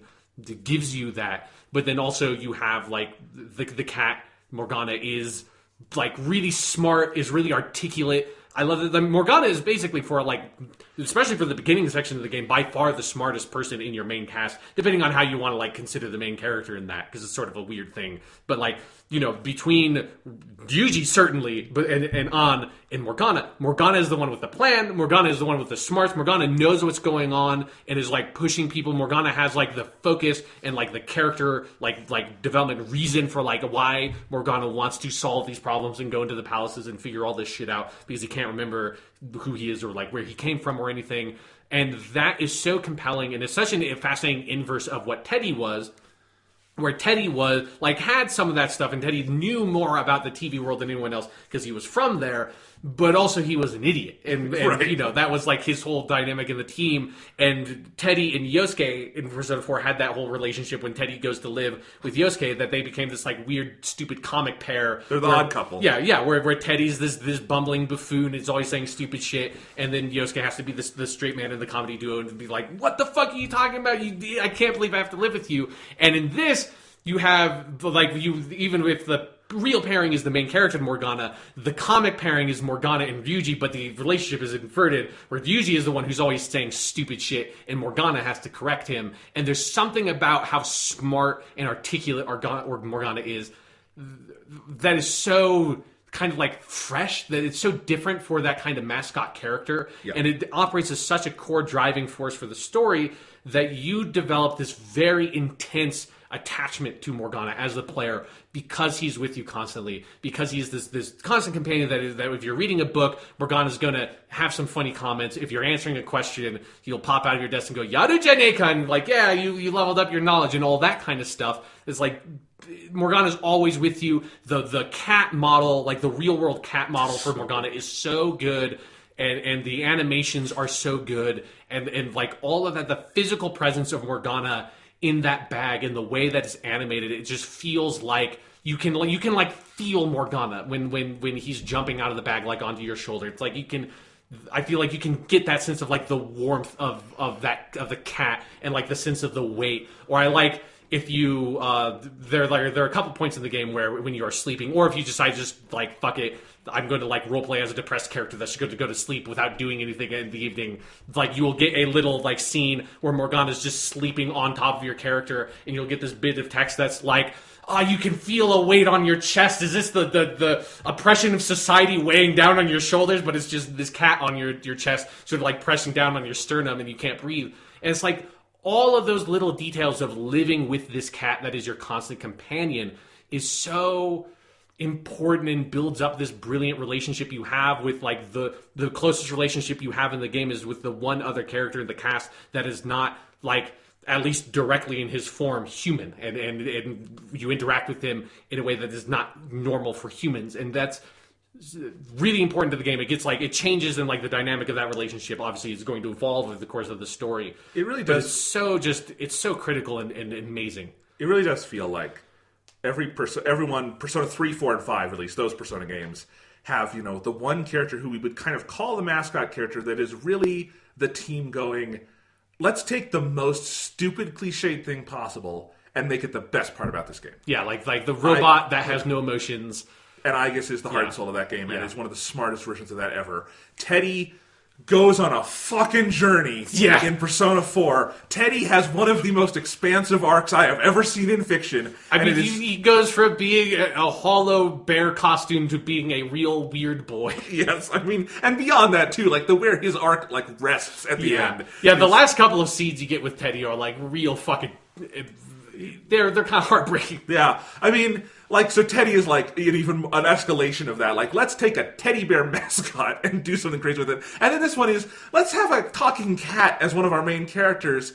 And again, beating heart and soul of the game that you laugh with, you never laugh at that they're doing this. You know, it's such a, like, the escalation of that every time of, like, let's just pick something stupid, throw it in the game, and make it the best thing about the game. It's insane. Yeah, because it was something that, like, I have to admit, when I first saw some of the Persona trailers, like, there was a part of me that when I saw that they were doing, like, the Morgana, like, the mascot thing, I was like, oh, are they doing that again? Because it looked so much like, they're, like, doing Teddy again. I hope that they're not going to mess that up. And then when you actually play the game, and you get this, like, there are some very, like, Morgana is similar to Teddy in some very core functional roles of the plot of, like, there's the amnesia thing, there's the, like, being more sort of in tune with the supernatural side of the story. Like, those are similarities to Teddy for sure. But, like, the actual characterization and the ultimate role in the story and, like, where the character goes and how it evolves is so different from Teddy and feels so unique and special to this game in a way that I just have never played another game that had a character like this. Like, almost the closest thing I can think of, weirdly, is like Trico from The Last Guardian, when that's like so different because it's not heavily narrativized in any way, but it's that sense of like this constant companionship that like you are almost never without, and you just rely on to just be with you, so that way when you answer a test question and you feel smart for it, like it's not just like, oh, the class is like, oh, maybe he's not like this murderous dirtbag, maybe he does have a heart inside his chest or something, but you also get your fun cat friend that is probably making the inside of your desk smell real special. gives you a little thumbs up, you know? Or like when you take the test. Yeah. And, you know, it helps you out with the essay questions. Right. It's so you're technically cheating, but whatever. But like in the other Persona games, that would all just be inner monologue of like, I think I did pretty well on that. Now it's Morgana saying, hey, I think we did that right. Yeah. And it's just like, it adds that just extra layer of just fun and characterization to all the basic daily actions you do in this game. Yeah. It's so brilliant. Yeah. Morgana, man. Morgana's a fucking character. Yeah. So, and I think with that, let's talk about some like the voice acting stuff, because I think that's a good spot to talk about it. Because I have a small confession to make of that. This is in no way a comment on the quality of the English dub, because what I played of it, which was the first several hours of the game, I thought was very high quality. But there was a point where I hit with the game, and it's just no coincidence that point was basically when you meet Morgana, where I was like, I cannot divorce these characters from the Japanese vocal performances. This is just, I'm just so attached to them in like the kind of or the same / opposite way that like when Persona 4 Arena came out and that had the English and Japanese voice cast like in audio options for the story mode in that game. I was like, oh, maybe I'll give the Japanese voices for this a try. And then as soon as Chie talked, I was like, I can't do that. This just feels weird. Like I need. This is something I said to you on Twitter because we went back and forth on this. Is that's the one downside of the Japanese and English being so fucking amazing in these Persona games, is that you kind of can't go to the other one if you started with whatever you started with. Like, you know, I really love the Persona 3 movies, and I think the Japanese voices are great and fit there. It is still hard for me to hear a Japanese Igus because English Igus is so good, and that's just, it imprints on you. That's what you hear first. And so I think what you're building up to is that you've been playing mostly in Japanese. Yes, I have basically, like, it's been a while, actually, since I switched back to the English, just because it's like, and I do like, if you're someone who's, wants to sort of, like, see what, like, replay a scene and see what it was with the other language option, if there's a very easy way to do it that the game doesn't necessarily tell you, that if you go into load a save, you can press triangle, and there's like a thing on the far right that says if that save is in English or Japanese, and you can press triangle right there to just swap it. You do not have to go back to the main menu, which is what I did the first couple of times before I noticed this. That in the main menu, there is an option that is switched to English to Japanese, but if you just go to the load save thing and press triangle, that will switch it for you. And so that's a very easy way if you're like, oh, I wonder how like that story beat played out in with like the Japanese voice cast or the English voice cast. Let me just load that save and skip forward to it and like see that scene. Like that's a very easy way to do that. Yeah. So do you want me to talk about the English dub for a second? Yeah. It's every bit as good as Persona 3 and 4. And it's, well, one thing I'll get the complaint out of the way first. Okay, yeah. Someone dropped the ball on name pronunciations. I don't quite know what happened. It's not with every name. There are some names, though, where they're very bad about Japanese vowels. So an easy one is Ryuji Sakamoto. Yeah. You say Sakamoto, like, because it's Sakamoto. Yes. Japanese vowels are all, there's no elongated. Well, it's elongated if you double the vowel, but other than that, it's just singular vowels that take up the same space. And there's no concept of, there's no, like, real concept of stressing or unstressing syllables in Japanese. Like, there's kind of one in a weird way, but that's not really important. And there's really no way to do that perfectly if you're an English speaker. No, because English is a language that is based on stressed and unstressed syllables. Right. So there's no way. But Persona 3 and 4 were very good about it generally in terms of saying the names. Here, they got sloppy. I don't know what happened, but like they will say Sakamoto. Like I can't even say it. It's Sakamoto, you know? Or Takamaki for Anne or something like that. And it's really, it just catches me off guard every time because I will see the name and I know Japanese pronunciation. And I know that's Takamaki. Yeah. And they'll say Takamaki. And it's like, I know you guys know better than this. I know you know, like, and some actors like won't do it. Like Matt Mercer, who plays Yusuke, will say Takamaki. And he sounds like the odd man out, but it's just like, I guess they couldn't get that actor to be sloppy with his pronunciation. So I'm not quite sure why they did that. It's a weird thing. Other than that, I mean, you know, the honorifics are there. They're generally, you know, this translation clearly is very good. They're very respectful with it. They're very clever with it, but I don't know why those name pronunciations are off as often as they are. Yeah. Because there are other very complex names they do right, like Principal Kobayakawa. Yeah. That you could very easily make that Kobayakawa or something like that, but they don't. So I don't know. For some reason, some of them are great and some of them are not. So whatever. Also, like, it's such a small thing, and for most people, or like for 99% of people playing the game, it's not going to bother you at all. I cannot get used to An's name being spelled with two N's. It's one N, just one N. God damn it! Oh, they changed that, so it's like it's her name would just be, if you're like using the standardized way of translating or like transliterating it in Japanese text into English, it would just be A-N. And every time I see A-N-N, it's just like no. Because in katakana, I'm guessing it's right? Yeah. Okay. So yeah, that's weird. Yeah, I hadn't even thought of that because.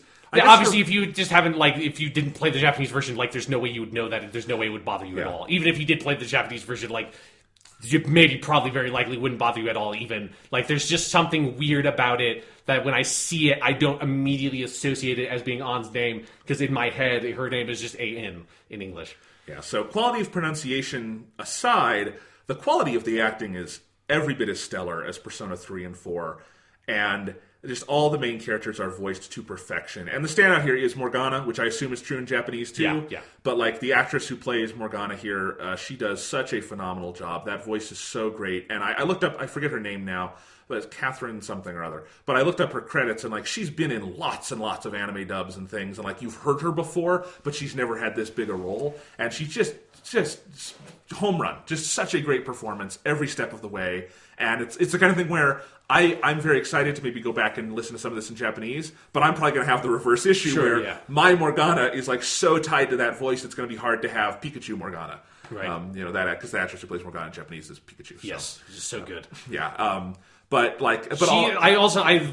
saw an interview with her the other day, and she's like 50 years old, and seeing that was like traumatic. It was just like, holy, it's her voice. Like, she sounds like she could be 20 years old with her vocal performance. Like, her voice has not aged at all. It was like, and even when she's like says something, it's like, what the fuck? How is that even possible? But she's been Pikachu for so long. She could have started when she was like 17. And I know. I mean, she basically did. Yeah. And she's been Pikachu the whole time. But somehow, like, she could just do the Pikachu thing, and it still just sounds like Pikachu. And it's kind of, I think she might be a demon or something. I don't know. It freaked me out though when I saw that interview. She's a Digimon. Yes, exactly. And it's ironic that she voices a Pokemon. But that's how she does. I mean, that was the whole plan. Yeah, it's the Digimon, like they're infiltrating the Pokemon, and eventually Pokemon is just going to be Digimon. Yeah. But the whole dub is great. I think the voices for Ryuji and Ann are fantastic. Special shout out to Yusuke. That guy, that is Matt Mercer. He is Troy Baker's sound-alike, and so he's been in other Persona games. Because pretty much the only Persona game that Troy Baker did the whole thing for was Persona 4 and Golden. Yeah. And then, I don't know about the Arena games, but I want to say it was still Troy Baker in Arena 1, and then Ultimax is when it had switched over. Yeah, and in Q and Dancing All Night, it's different. Yeah. But you can't tell, because this guy is such a dead ringer for Troy Baker vocally, but that means through a lot of his career, he's had to do Troy Baker. Yeah. And what I love about his performance as Yusuke is that he doesn't have to do Troy Baker. You can just hear that, this guy's a fucking good actor. Yeah. And obviously, he has a similar sounding voice to Troy Baker, so you could kind of be like, did they get Troy Baker to do this? But no, and it's a different quality to it, and Yusuke is such a great character, and I think he brings out so much in him. And I think Yusuke is a difficult character to pull off. Yeah. Because it's especially for the English dub, because he's a very Japanese character, because he's a like apprentice Japanese or like traditional Japanese artist. He operates in a very sort of like Japanese-only sort of character archetype that you don't really see over here much. Yeah, but I love the voice he brings to that role, and I think Yusuke is such a fantastic character. Yeah. Love that. And then some of the other characters that you meet later on are great too. But in terms of other characters you get, it is the main cast is generally not people who have been in Persona games before. Other than Matt Mercer's kind of a hard one because he's been Troy Baker, so I don't know if he's original here because he's not being Troy Baker. Yes, because it was in Persona Q, it's like Matt Mercer as Troy Baker as Kanji Tatsumi. But other than that, so you have the main cast is all new people, but then it is the Persona players doing everyone else, and it is so fun because now they have 2 full dubs worth of this to just hear all the different voices out in the world. You hear a good amount of Yukiko. You hear a good amount of Aegis/Nanako, as you would. Yeah. But the best one is that the woman who voiced Yukari in Persona 3, Michelle Ruff, she's like every other character in this game. She is over the dub. Distressed high school girl on the way to class that is saying something like that's a Michelle Ruff. Yep, that's or woman out in the field or whatever. She is also Miss Kawakami, your teacher, your homeroom teacher. Yeah, cool. So she's one of the relatively main characters in the game. But I think Yukari is one of my favorite performances in Persona 3 and one of my favorite vocal performances ever. And I don't feel like I've heard Michelle Ruff in that many other things. So I love that she's in this as much as she is, and it's just fun to pick those out of I hear it more with the female voices than with the male voices, because definitely Yukiko, Yukari, and Aegis are all over this game. Right. But it's fun to hear those. And There's just identifying, as I say, the Persona players is just a fun thing. And I can't wait for Persona 6 when you get to throw the Persona 5 people in there and just have this revolving door of people Atlas USA likes. And I also think it's kind of a fun thing, because Persona 4 did this with Persona 3 people, of just like bringing the old cast back to play the background parts is such a cool little nod of the tip of the cap or whatever. Yes. Tip of the cat hat. Tip of the cat. Yes. Anyway, I'm so excited. This game's so great. But yeah, I love that about the dub. But overall, I mean, it's really good. They did recast Igor because in Japanese they had to, because that actor. Which I was curious if they were going to do that, because I thought, in the Japanese version, the actor who played Igor passed away a while ago now, and they've been getting by on old voice recordings of that performance and just sort of writing around that with the Persona 3 movie and the arena games and stuff like that. And so with Persona 5, obviously you can't just do that again, because there's so much stuff that needs to come through. If you wanted to have Igor, you would have to recast him and have him say new lines. So in the Japanese version of the game, they took that opportunity to say let's recast Igor, and in recasting him, let's go for something a bit different. So they made very him different. he's way more aggressive, he's darker, he's very confrontational, which fits with the Velvet Room is a prison, and he's but it's Igor judge. Igor and the Velvet Room are so different than they were in the other games that in English you have to recast Igor, because that voice that's not this Igor. It's a different Igor, and I like the new Igor. I think there's a little too much processing on the voice. Yeah, there's a weird amount of voice modulation for sure. Because I don't think there is in Japanese, right? No, there's not. No, because Japanese actors never use modulation, obviously, because they can just throw their voices and they're really good at it. But I think this guy could have done it without the modulation. It's a good voice and a good performance, but I do wish there was a little less of that processing. Other than that, he's great. Caroline and Justine are great. There's really no voice I've run into I don't like. Yeah, I really liked my experience with the dub. I really liked the voice for Sojiro. I thought that's kind of a hard character to do, and I thought they found a guy who sounds like the Japanese, has the same quality of voice as a Japanese actor, which I think is one of the reasons why it took me a while to sort of start feeling oh god, I miss the Japanese voices so much, is because the actor who plays Yuji is really good, but the quality of his voice is very different, the sort of the tone he has. And the same thing with Morgana, it was hard for me to make that adjustment, but I thought Sojiro, that actor, it's you could have told me that was the Japanese actor that had mastered English and an American accent. I'd be yeah, okay, I could believe that. That's nice, yeah.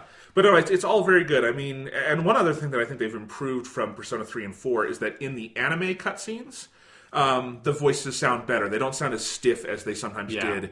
Because they're stiffer because you have to do, lip flaps and everything. But they're better here than I think and there's a lot more anime cutscenes in this game, so that's a good thing. But it's just Persona 3, 4, and 5 have some of the best voice acting I've ever heard in the English language, and it just so happens to be a dub, Yeah. But they did, it's fantastic. And then the actual quality of the localization in terms of text, which is the brunt of the work here, is fantastic. Would you agree? Yeah, I think there are, overall it's really good. I do think there are a couple of places where maybe they go a bit too literal. It's sometimes, the text can come across to me a bit too stiff, and it's definitely, you can tell, if you're on the more main story track stuff, you can be here it's you can really feel this text has been gone over again, to make it really work. And then the further off the beaten track you get, I think you can find some places where the localization could have maybe used a couple more passes. I find it's totally forgivable because of how much text there is in the game, and it's always readable. It makes sense, and if anything, it's just that it can be too faithful to the Japanese in some places. It's a better problem to have than the other problem, which would be the Final Fantasy 15. Yeah, this is too tough, so let's just make shit up. Yeah, let's just throw 500 puns into this game where it doesn't exist. Yeah, I definitely prefer the way they did it here than Final Fantasy 15. Yeah, but for me, the gold standard for localizations right now is Yakuza 0, because Yakuza 0 just had an unbelievable localization. What they did with that game is fucking insane. Well, and the level of difficulty with the Yakuza game is higher, I think. Yeah, and it's they went so above and beyond with that game in terms of the localization that I was tremendously impressed. And here it's just it's still very good, but it's there are a couple of places where I can kind of nitpick it.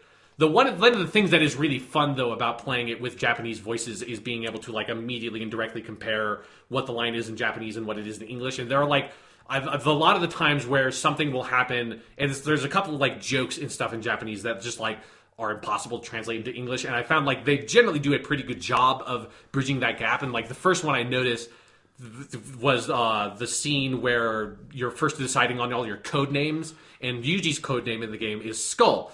And how they decide on that in Japanese is that Yuji says, like, oh, like, let's go off of my mask. Like, what is this thing called in English? Basically is what he says. And Morgana says, it's a skull. And he's like, okay, let's go with that. That sounds cool. And obviously, that is not something you could say in the English dub, because it would be Yuji say, what's skull in English? It's skull. Okay. It's like, that doesn't make much sense. But, like, the way they sort of translate it is like, oh, that works. That makes sense. And that's sort of a fun, if you're someone who understands Japanese, that is a fun feature if you want to play with the Japanese. But this isn't like Final Fantasy 15 where it's actively infuriating. I have never had the issue where like they're saying something in Japanese and then I look down at the subtitles and I'm like, what the fuck? And like it was like that effect of where it's like, I have neither processed what the Japanese people were saying nor what the English text were saying, because they were so different that the meanings just sort of conflated and they were so incompatible that they just annihilated and destroyed each other. I have not had that problem at all. One thing I'm really impressed with is, given the amount of text in the game and in the menus and how much is just built into the art,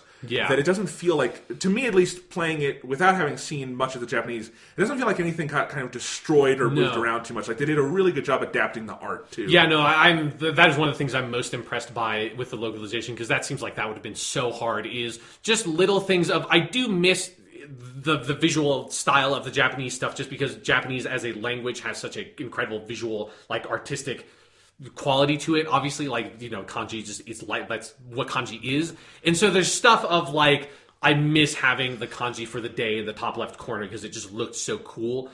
But that's like, but there's nothing you can do in English to like, because English is just not that, like, is not that visually interesting. I think they made it as cool as they could. No, yeah, but they made it all fit, and I'm kind of really amazed that they could find, like, in every single instance in the menus and the UI design, and even to stuff of like, all the sound effects in the world that in Japanese are obviously in Japanese and are that kind of like manga style sound effect stuff, which is so cool.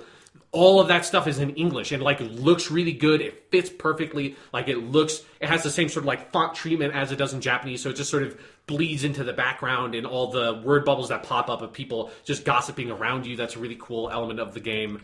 Like all that is translated into English and just like pops up and looks very natural. And none of the UI stuff feels out of place or anything in the way that I was really impressed by, because that just seems like something, you know, replacing where all the kanji are all over the place and replacing that with English and having it fit into the boxes, because obviously kanji, Japanese is like way more compressed in text than English is. So it's like fitting that in and then making it look good.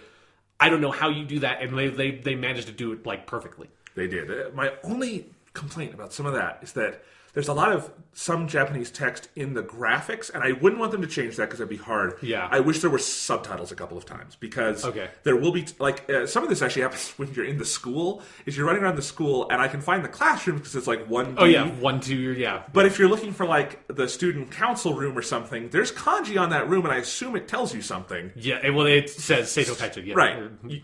But they didn't do anything for that. So, like, you have to, like, literally physically go up to the room and see what it is, and then you can see if it's what you want.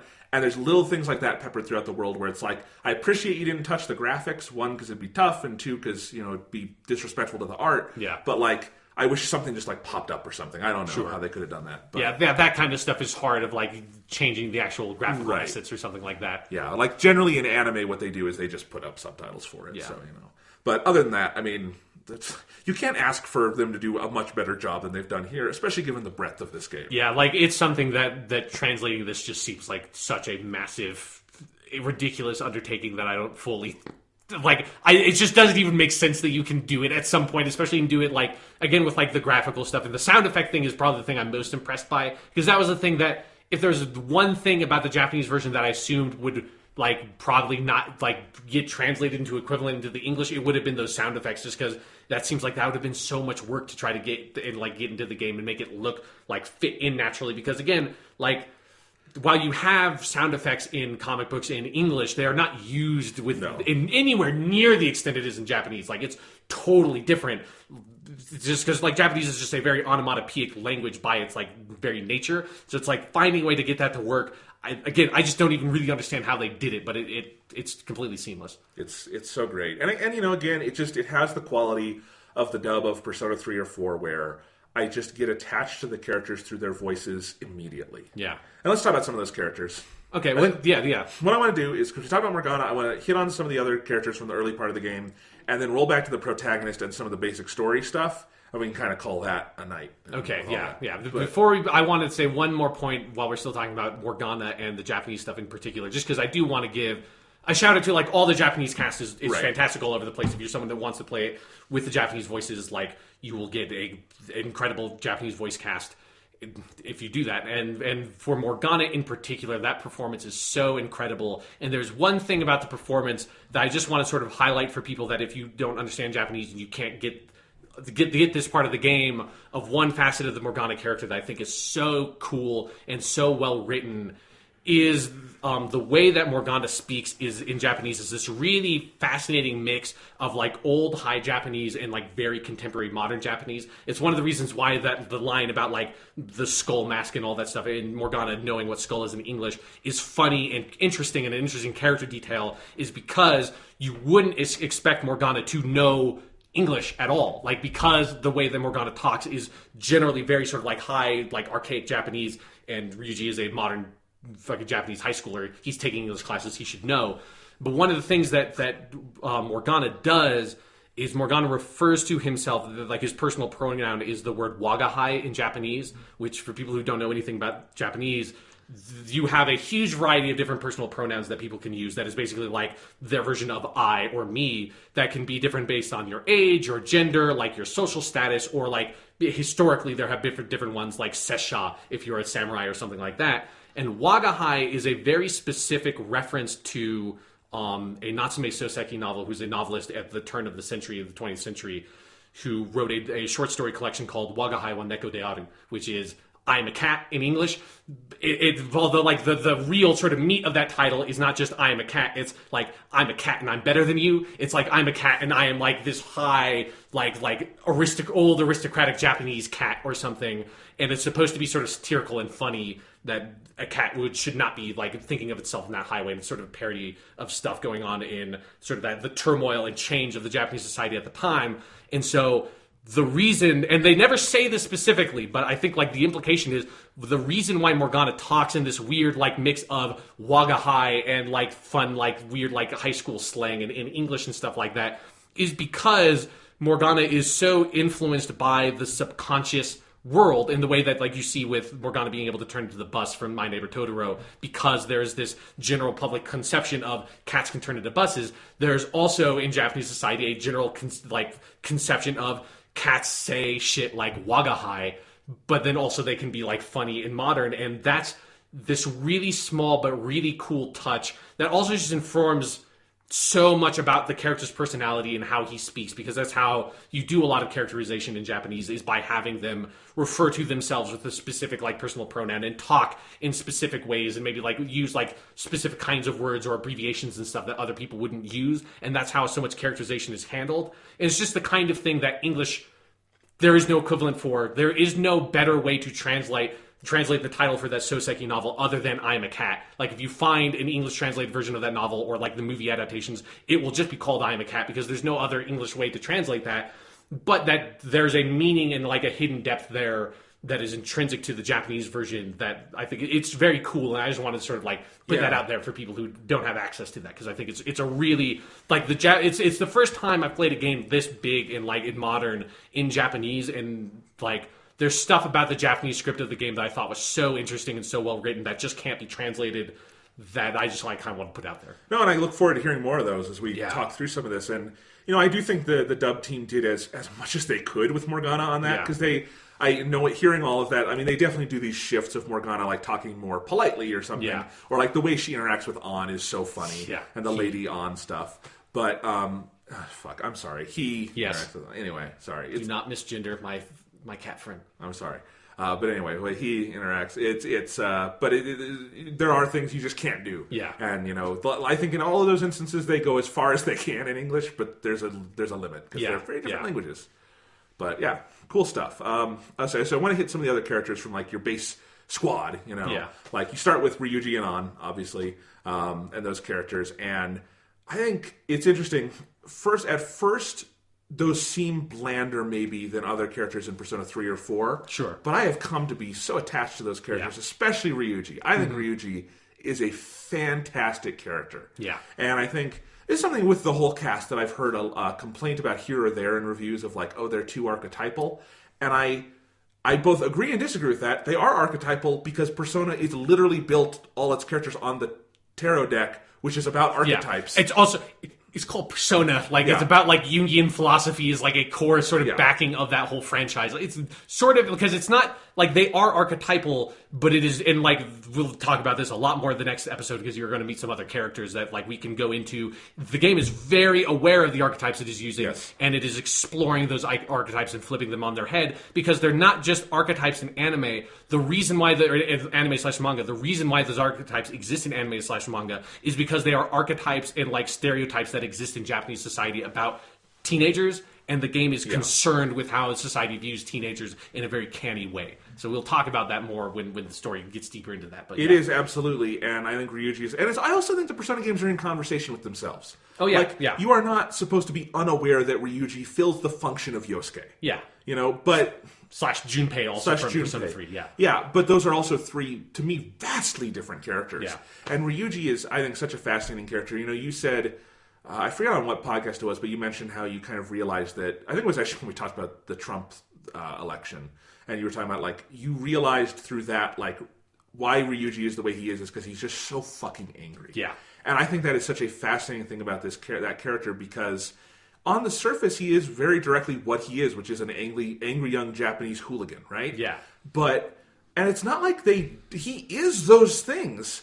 But underneath that, like, the pathos that comes from that character, particularly through the first arc, which is ostensibly Ann's, because she kind of has the main beef with Kamoshida. Yeah. But if you go back further, it's Ryuji who was really heavily victimized by this guy and by the whole world. Yeah. And, like, the more you dive into Ryuji, and that he's a very good person at heart. He's a little sweetheart. Like, that's the thing that's the most heartbreaking about it, is that you get to know him, and this is something that, in particular, the Japanese voice, like, the casting they use is very smart, that they kind of cast it gets type with the voice actor there, that he doesn't...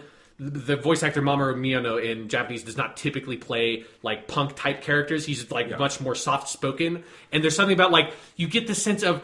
He should have been this, like, fun-loving, like, sweet dude who's just so nice and so kind, and was maybe even, like, is a bit of a pushover, and maybe that is kind of like what he was, but his family circumstances, and in particular, his circumstances at school, where he used to be, like, on, like, you know, kind of the track team star and all that, and seemed like he had shit going really well for him at school, and then Kamoshida came into it, broke his fucking leg, made it so he had to quit the track team. All his friends from the track team now hate him, and so it's like, he has been shit on so much by society that, you know, he dyes his hair blonde, he becomes, like, the stereotypical, like, punk kid at school because, like, he can't take it anymore. Yes, and I love that about this character, and I think one of the best things about it is through the social link, which I've maxed, and then also just the general day-to-day stuff, is the friendship he and the main character develop is really poignant to me. And, you know, because this character is sort of, this archetype is kind of your male best friend in the other Persona games. Yeah. But if you think about it, like, Junpei is at a certain distance from you in Persona 3 for most of the game. Like, he is your friend, but he's not your best friend. And in fact, he, like, tries to push you away at various points in that story. Yes. And, you know, Yosuke in Persona 4, you're his friend more than he's your friend in some way. Like, it's a very parasitic kind of relationship at some point. And the game knows that. Like, that's the theme of Yosuke's social link at some point. Until they have to bro it out and punch on each other in the face on the riverbank. But Ryuji and the protagonist here seem much closer to me than a lot of those other pairs. And part of it is just how they're introduced. Like, it's a little off-putting at first that this game thrusts you into the palace stuff without introducing pretty much any of the cast. Yeah. Other than, like, Sojiro, or... That's just a release Sojiro, I guess. Yeah. Which is a very different thing than Persona 3 or 4. Like, you meet Yosuke and Chie and Yukiko at school. You don't meet them on your way to school where you run into a fucking castle, right? Yeah. But partially because they have that, like, we found the castle together, but also that through that, I think Ryuji and the protagonist, without even knowing each other's histories, realize, right, we hate the world similarly. Yeah. And they're just, like, they're compatible as friends. The way it's written is very much, I think, a really good impression of a male friendship. Yeah, and how that like strikes up in school in particular is like it's the combination of proximity and like this like similarity to each other's like, oh, like, yeah, like we are like birds of a feather or something, like we can do this. Yeah, there's just something about that. I think he's a great character, and I think the way he develops, and particularly in those relationships, is great. And his social link is not like the best, most original social link in a Persona game, but it's a really good one. Yeah, I like it a lot. And I think there's something also to be said about one of the things that sets him apart, and I think sets the friendship and the relationship between him and the protagonist apart from the other Persona games, is that in general, the Phantom Thieves in this are way more proactive than the other casts of characters, and that in Persona 3 and Persona 4, the main cast of characters are reacting to things that are happening around them. They're very like, Tartarus exists, the Dark Hour exists, and we have to sort of react to that fact and figure out what it is and solve it. The investigation team, obviously, murders are happening, we need to stop the murders, people are getting thrown into TVs, we need to solve that, and they're reacting and like following after that. The Phantom Thieves this is one of the reasons why it needs to have the framing device, because if it didn't, it would be so aimless. The Phantom Thieves are, the thing they are reacting to are like, it's the general evil in society. Like, it's such a vague concept that like, what they're really doing is, as like following the sort of picaresque rogue hero sort of tradition that the genre it's based on, is they're seeing that society is fucked up and they're just going to sort of try to fight against it. And so they're very specifically going out, picking targets, deciding what they want to do, and going after it as an organization. And I love there's like a small character detail of that. When they decide to go after the target, all the members of the team have to unanimously agree that we're going to go after this person. It's like this sense of like, they are friends and they are also like crusaders in a way together, that makes it so that like Ryuji and the protagonist are both like actively working and like striving towards this greater cause that does not have this like single unified goal of we're going to catch the criminal, we're going to stop Tartarus. It's an abstract goal of we're going to make society better in some way, and that I think is one of the things that informs the closeness of their relationship. In Persona 3 and 4, the characters have to fight. Exactly. Because they are given personas and they have an end goal, and they are literally the only ones that can do it. In Persona 5, there are special circumstances. They get their personas. They're the only ones so far that can see this other world, the metaverse. Yeah. But they could very easily ignore that. They could step it aside. They could stop being the Phantom Thieves whenever they want, and the world's not going to end. Yeah. You know, like it's going to be shitty because it is, but they have no expectation that they're going to fix the whole world. They're going to do what they can one piece at a time. And you're right, there is something so compelling about that amount of proactivity to the narrative and to this team. Like, because each of the Persona 3, 4, and 5 have a central team, you know? Yeah. But you don't think about it as much as you do in 5, where being the Phantom Thieves is such a bigger deal in this game than C's or the investigation team is in those games. Yeah. Yeah, and I do think it informs all those character relationships, absolutely. It's also another important element, this is not just Ryuji, but it's all the characters, is their chat stuff. Of that, it's not great. Just you're going out and you're like talking to them when you're talking to them, or like they give you a phone call like Yosuke always calls you in Persona 4 all the time.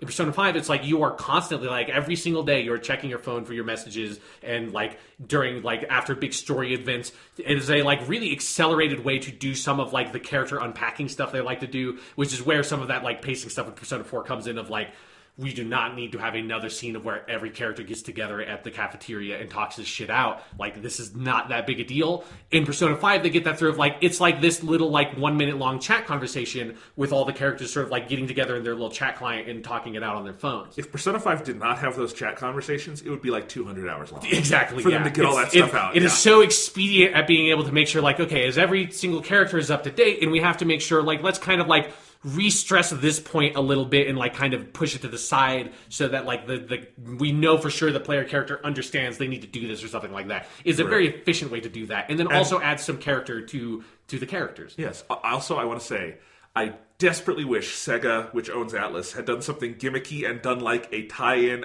messaging app for the iPhone based on the one in this game, because I want that messaging app. It is so sexy and red and awesome. Oh my god, it's great. I want my face drawn by Sojinori Soejima. Yeah, no, absolutely. It's although, can you imagine, like, if in the actual game you had to, like, wait out the amount of time it would take for some of them to type out the messages they type? It's such a convenient version of texting someone in this game. Of it's like, it's just immediate and instant, and it's like fucking, like, Makoto or someone just like comes back with a solid paragraph of text. Is like, here's my fucking thesis statement about what we're going to start talking about. They're all using really good dictation. Yeah.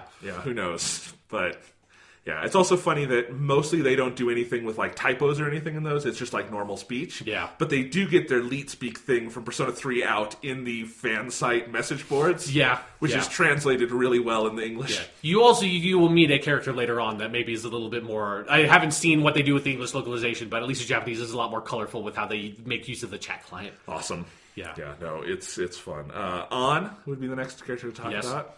She's a cool character. I like her a lot. Yeah, I like her a lot. And because she also fulfills, by virtue of gender, a very different role early on. Because Persona 3 and 4 are pretty gender equal in the amount of characters there are. Yeah, like especially like at the beginning, you are introduced to like in Persona 4, it's you, it's Yosuke, and it's Chie and Yukiko. So it's an even split. And then in Persona 3, it's you, Junpei.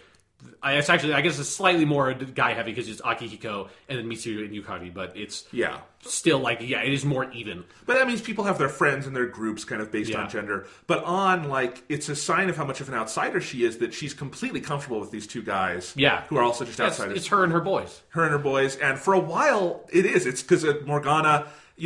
Presents as a cat. But Morgana, as you say, identifies as a he. So it's three guys. /cats, and on. And it's actually funny how long you go without even thinking about that. Mm-hmm. And then eventually it's Yusuke as the next character too. So it's a lot of guys. And on just by virtue of that, comes across as a different kind of female character than this series has had before. Yeah, it's sort of like a big part of her character arc. I don't know how deep you've gotten into her social link. Halfway. Halfway. Okay, so you've been introduced to some of this stuff then, because I think that's about where I am in my game. Where she part of her character arc is that she is this very innocent kind of girl. She is physically attractive, and a big part of that is also she is. I think at least I don't remember if she's fully foreign or if she's half foreign, but she's not all Japanese because she has natural blonde hair and all that stuff, and that's part of the context of the game that maybe American players are not going to fully understand is that exoticizes her in Japan and maybe she's a very clear minority. Ryuji is Japanese, he has dyed his hair blonde. An does not have that choice. If she wanted to, and she says this in one of her social link events, that she considered dyeing her hair black to avoid getting bullied and harassed. And so that's a part of her background is that I think she's this very innocent girl that doesn't. At this point in her life, she hasn't really sort of thought of herself in a very sexual way yet. She hasn't tried to approach people in a sexual way or engage in romantic relationships. Really, that's not the stage in her life that she's at yet, and she's not that interested in. And so that's one of the things that makes it interesting of the position she's placed in is because of the way she is born. She's perceived by the people around her, and in particular, obviously Kamoshida, in a very sexual light, and she doesn't want to engage with that. But she's also doing this part-time job as a model because, again, she's a blonde-haired, blue-eyed white girl in Japan. That is a much easier path for her to just sort of stumble onto, and she has got onto that career path without thinking about the sort of more sexual aspects of it as well. And there's a sort of coming of age element to that part of her character that I think is really interesting and subtle that builds up over the course of the game that it's sort of introduced you to now. Absolutely, and it's one of the clearest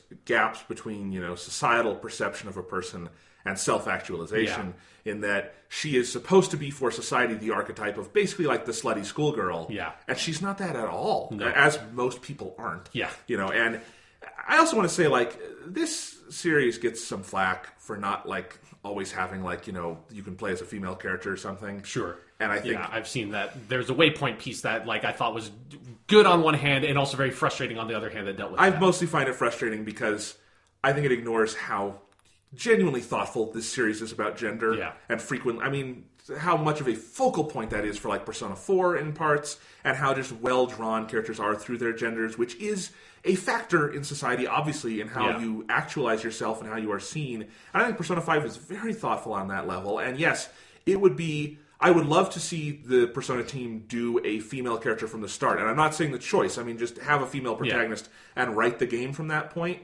But when they write from the male perspective, which, it are guys running the team and stuff, and I see that's where they're coming from authentically, that does inform things, and it is not as simple as saying they could just have a female skin. the game would not work at all, because the relationships, and I'm not talking about even sexual romantic relationships, just like you and Ryuji, that relationship is not that friendship is not the same friendship if it's a guy and a girl. And especially because they are also teenagers, which like makes it even like a bigger divide. Yeah, and so that's why if you look at like the Persona 3 Portable with the female main character, so much of that game is different, because you just have to, every little character relationship has to be rethought, because they're putting a lot of thought into the gender stuff. These are not just interchangeable characters. Yeah. And so, yes, I do think it would be cool if they did more from the female perspective in a future game. But while they're doing it from the male perspective, I actually think it's incredibly thoughtful on a lot of those issues. Yeah, I agree. And I do think like another part of like criticism I've seen that I think there are ways to make this criticism and make it complex and valid, but I've seen it mostly in this very shallow form from some people that haven't played the game yet, which is on Ann's costume as a fandom thief is obviously sexualized to a certain extent. Like, it's not was the Sydney from Final Fantasy 15 or something like that. It's certainly not. I think probably like the ultimate version of this is Quiet from Metal Gear Solid 5. Is maybe the most extreme I've seen it. The ultimate version of this is insert name of female character from Metal Gear Solid here. That is a very fair point. Yeah, I hadn't considered the larger sort of Kojima magnum opus universe, whatever. But so yeah, like, but it obviously it is sexualized to a certain extent, but.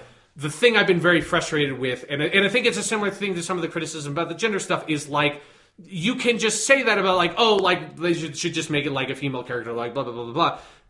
But like that's a very shallow criticism. I would want people to sort of engage it on a deeper level of like, well, again, like, well, why is it a male protagonist, and what does that change, and what would it be a female protagonist? How would that change the game? And like, consider that and address that in your criticisms. And then also, I think specifically with the On one, you can maybe still have an issue with the way that her costume is sexualized or whatever. But it's also important to note that we are not talking about them much now, but there are more female cast members in the game. None of their outfits are sexualized, and it's like, I think it's a very specific thing they're doing with having her costume be sexualized. And when you get down her social link, you see like there's a part of her character arc is sort of embracing that side of female empowerment. And you can disagree with that character arc and have like issues with it from a feminist perspective if you want to. The thing I've been frustrated about is that a lot of those criticisms have not been going to that part. It just like goes to her costume is sexualized, and then that is bad because it's like this anime cliche or whatever, not dealing with like the deeper issues that the game is broaching. Again, you don't have to agree with like the game's conclusions or anything like that, but at least to tackle with them is what I would like to see. I'm going to drop a surprise on you, Sean. Okay. Western game criticism might not be built to engage with the game as deep as Persona. Yeah. Do we think that might be the case? Yeah, when it's all built on clickbait, that maybe they're not ready to talk about what are they saying about the rot at the heart of society. Sure, yeah. You can't do that in 140 characters. It's like, but it's like it happens here and there. It's like it is getting better, but it is like. And, it's obviously Persona 5 has just come out over here. Like, it is a long game. It's going to take a while for people to play the game, have it sit with them, and put it out there. But it is it's something that, since I have been so hungry for the other sort of voices about this video game, I have been seeking a lot of that stuff out. And some of those perspectives I've just found because the game has just come out. These people have not, there's no possible way they have finished it. So it's like I am happy and excited to engage with thoughtful criticism on those parts of the game, because there are parts of the game that deal with sexuality. It's sexuality in particular that I have some issues with, that are issues that it's an issue with Japanese society, issues with the portrayals of homosexuality in Japan in general.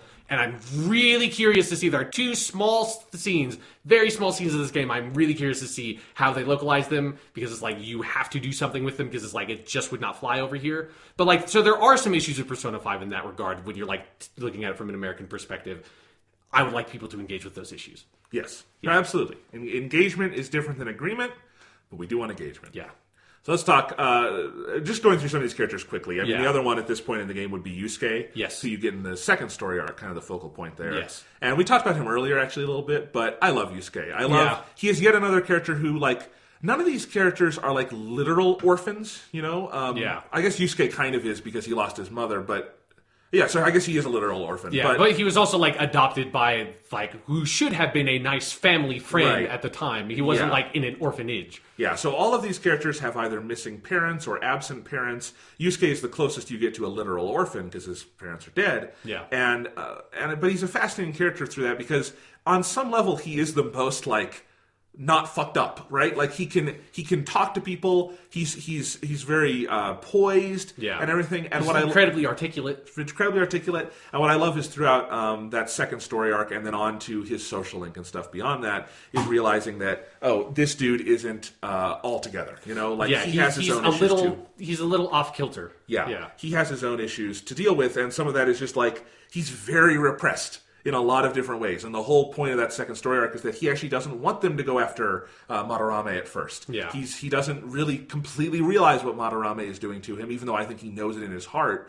And getting through that, and then kind of the other issues where kind of his whole life is upended by that. He's a really fascinating character, and I can't wait to see what the game continues to do with him because you get his social link much later than some of the other characters. How much of his social link have you done? It's like 2 events. Okay, yeah, because his is actually one of my favorites in the game. Yeah. Like, I think because Yusuke is a really interesting character because he is a lot more subtle than, like, Persona characters tend to be because he is, like, repressed. He's sort of like, and he says a lot, like, in terms of, like, he speaks a lot of words, but he doesn't say a lot with them a lot of the time because I think he does have that, where he doesn't necessarily always want to express how he really feels, and it's an interesting dynamic for that game. It was one of the things that, like, playing it in Japanese early on with that character, I had a really hard time sort of, like, grasping him because I think like part of this is just like the way he speaks is a lot harder to understand in Japanese than a lot of the other characters because they just speak like bratty teenagers. It's like I can speak that's fine. Bratty teenager Japanese is like the easiest Japanese to understand. So that works great for me as like an on ramp to this game. And so like that was sort of a hard thing to sort of get with his diction. But then also he like doesn't put everything out there in the way that a lot of the characters of this franchise generally do, and there's something about that that's really interesting because a lot of his character arc in like his social link stuff, because you like see it like his first social link thing is he wants you to help him sort of paint and like come up with new paintings and use the other world to sort of find new inspiration with art, and that journey and that side of the character I think is really fascinating, and the ways in which he's like the whole journey his character has is like trying to find a way to express himself uniquely through his art. And I think like that is it's not just through his art, but it's like also just like expressing himself to people and opening himself up to friends, because he basically straight up says when you like after you defeat Madarame, like he's like, oh yeah, I've never really had someone to talk to before. Like this is you just go up to talk to him. I think it's like when after like in front of the subway station or something after you defeat Madarame, and he's just like, you say, oh yeah, if you ever need anything, you can talk to me. He's like, oh wow, I've never had someone to just talk to before. I'm like, okay, geez. Like, I don't really consider myself a particularly social person, but Yusuke, you take this to a whole other level. I've talked to people before. Yep. All right, a couple other things before we kind of roll back, and I want to talk about some story points. Okay. Igor, Caroline, and Justine, and the new Velvet Room. Holy fuck, someone was depressed when they came up with that. Yeah, I love the design. I love your shitty little toilet that you can sit on to think about random shit. I really love their Velvet Room set. I think it's awesome. When they first introduced, they said not Persona Fusion, they said Persona Execution, and I'm like, are you what? All right. And then it starts, and you put your personas in the guillotines. Caroline and Justine put a fucking tarp over them. They put a bag over their heads. And you just decapitate your personas to make new ones. It's like actively traumatic the first time you see that. See, this is what I love about you playing this game for the first time is I totally forgot that was a thing to sort of like note because you fuse personas so often that in my head it's just like, well, of course you fuse personas by throwing them in a guillotine and cutting their heads off. Like, any other way doesn't even make sense. And then when you say like, oh, like you don't fuse personas, you execute them. I'm like, well, yeah, of course you do. It's like, oh wait, no, yeah, that is kind of crazy, isn't it? Huh? I forgot that I used to be surprised at it. Like the first time you do one with Jack Frost, like Jack Frost is walking up like with his head hanging and he's got in shackles. It's like it's so traumatic to see Jack Frost get his head. The mascot of the company that has made this game, he's been the mascot for Atlas for over 20 years, and you're throwing him in the People's Razor. It would be like if in Super Mario Odyssey the way you got stars was you put Luigi in a guillotine and just cut Luigi's head off, or Toad or something. Yeah, that's how you would, like, unlock the metal hat or something, is you just grabbed a fucker and, like, cut his head off and took his hat. Or when you have a Persona Fusion accident, and it doesn't go down as so Justine or Caroline, like, gets out the fucking chainsaw and, like, smiles and cuts their head off. It's so fucked up. Man, can you imagine if in Breath of the Wild, every time you completed a shrine, you took that old motherfucker, threw his ass into a guillotine, cut his head off, and, like, took something out of his, like, neck, and that's where the shrine orb was? That would be such a better game. Persona 5 goes for it. It goes for it. Yeah. So I really do love Justine and Caroline alive. They have really incredible character designs, and I like their conflicting personalities. I do too. They're no Elizabeth, but they are good Velvet Room attendants. Yeah. So I love it. And just the overall design of the Velvet Room, of really going far with that expressionism aspect of it being the inside of the character's mind and psyche. Yeah, and it's his own prison that he's made for himself. Yeah, and that Igor is saying, the word they use in English is rehabilitation. Yeah, which that is like kosei in Japanese. It means rehabilitation. Okay, yeah, it's great, and they do such great stuff with that. So many other small characters we will get to in the weeks to come, because I'm excited to talk more about Sojiro because I like him a lot. Sojiro and Takemi and, oh my god, your teacher. I'll get to that. Yeah, Kawakami Sensei. Jesus Christ, what they do with that. Anyway, but I want to go back to the protagonist. Okay, yes. Always, and that kind of ties into the start of the story and everything. Yeah. And go through some of that. First off, what'd you name your protagonist? The same thing I named him in Japanese, Akatsuki Shun. Okay. I think it's a good name. Akatsuki means dawn, and it literally means red moon, so I thought, like, that fits with the red style. And Shun just sounds like my name, but it's Japanese, so I was like, that works. Nice. And they were both one kanji names in Japanese, so it was, like, really concise and, like, very easy to identify when my name would pop up. And in Japanese, if anyone's curious, when you had to name your character, you are given 3 spots for both names, and that's it. It's like, that's all you get. And that's one of those things that you'd never think about when a game comes over here in English. And it's like, oh, here, like, it's like, oh, why do they only give you 7 slots to put, like, all your characters in? Which I'm very happy Akatsuki, my surname for my character, takes up the exact character space limit they had. I'd never even considered that I might not have enough room to put that in English when I decided on that name when I got the Japanese version. Yeah. But it's like something that, like, that was someone's fucking, like, month was figuring out, oh god, like, it doesn't, like, the game just won't accept a name that is longer than 3 characters because it wasn't designed that way. What do we do? And it's like, you know that was, like, someone's whole fucking job localizing this game was expanding that out to, like, 7 characters each or whatever it is. Well, then throughout the game of how it's gonna, so yeah, I could not, I got there and I had not thought beforehand of, like, oh right, I have to come up with a character name. Yeah, and you probably wanted to name this Japanese so it's not crazy looking next to everyone else's name. And to my knowledge, there is no canonical name. There isn't. But here's the thing. Yeah. The Persona 3 protagonist has 2 canonical names. that is accurate, yes. And but it's the name Makoto has become more canonical. Yeah, so that's the movies. But I never used the manga name, which I love, which is Minato Arisato. Yeah, that's the one I used when I played Persona 3 because that was before the movies came out. Yeah, and I had never used that with that.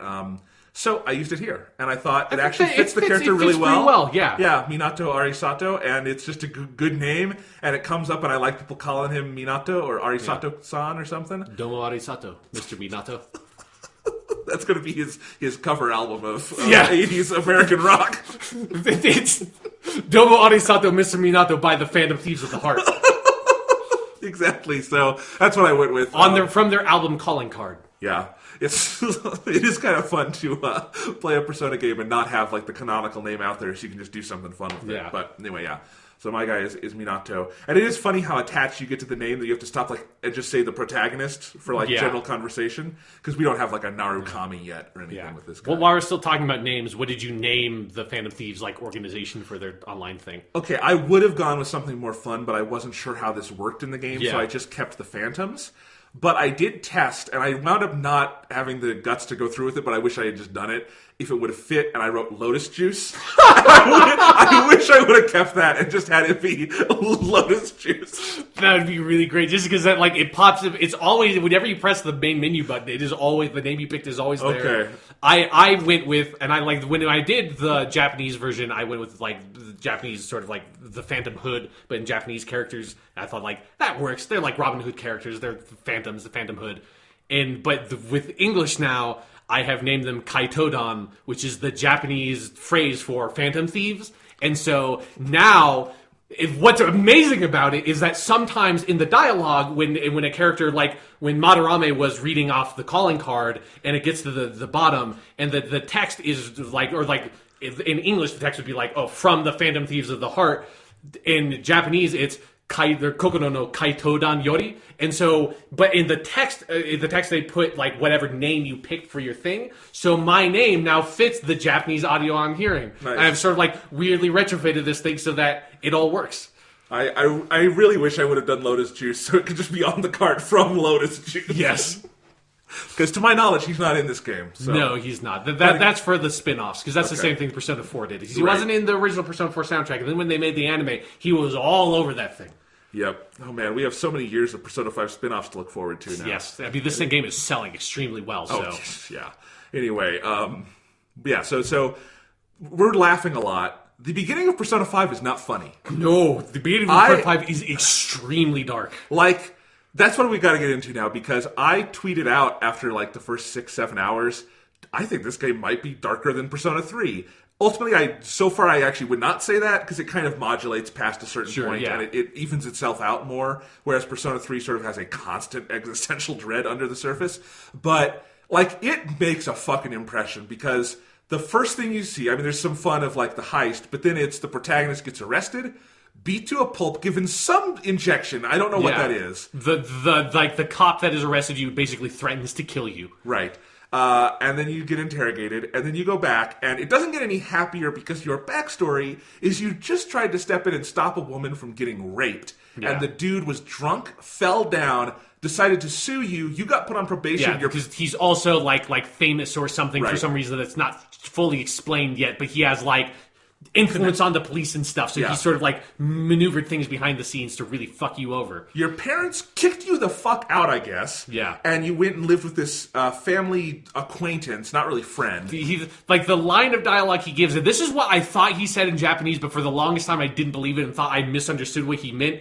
But in English, this is like straight up what he says, is that your parents are friends of one of his customers is the only justification he gives you at the beginning of this fucking game about why you're there, which is like the slimmest relationship any two human beings could possibly have for one another. You are the person who served coffee to someone who is a friend of my parents.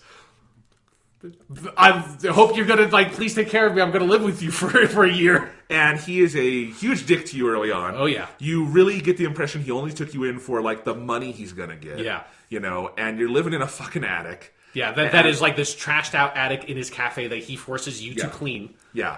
And then we jump into the first story arc of the game, which is this guy Kamoshida at the high school who harasses, abuses, and molests, we can also say, all of his students, male and female, and you have your two entry point characters are Ryuji, who had his fucking leg broken to the point where he can barely run anymore by this guy and his whole life ruined, and An, who's being sexually harassed day in and day out, and An's friend, who jumps off a fucking roof, and at that point I was like, they went off their meds when they made this game, because this is depressing as fuck.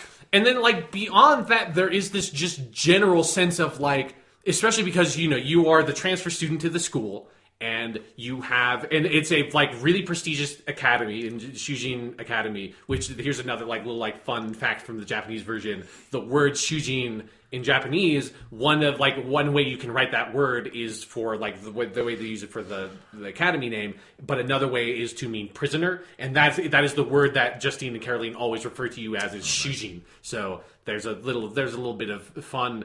Maybe it's not so fun, but kind of like a knife in the ribs kind of wordplay about if you being a student at this school is literally you are imprisoned by the school, because if you are expelled, you're fucked for the rest of your life. Especially in Japanese society, if you are expelled from high school, you are never getting into a college. If you're never getting into a college, you are a reject from society, and your life is over as a teenager. It's fucking done. So that's the whole backstory, or the whole element of being in that school is that school clearly does not want you there. They are very prestigious. They only accepted you because accepting this kid on probation is going to look good, in their reputation.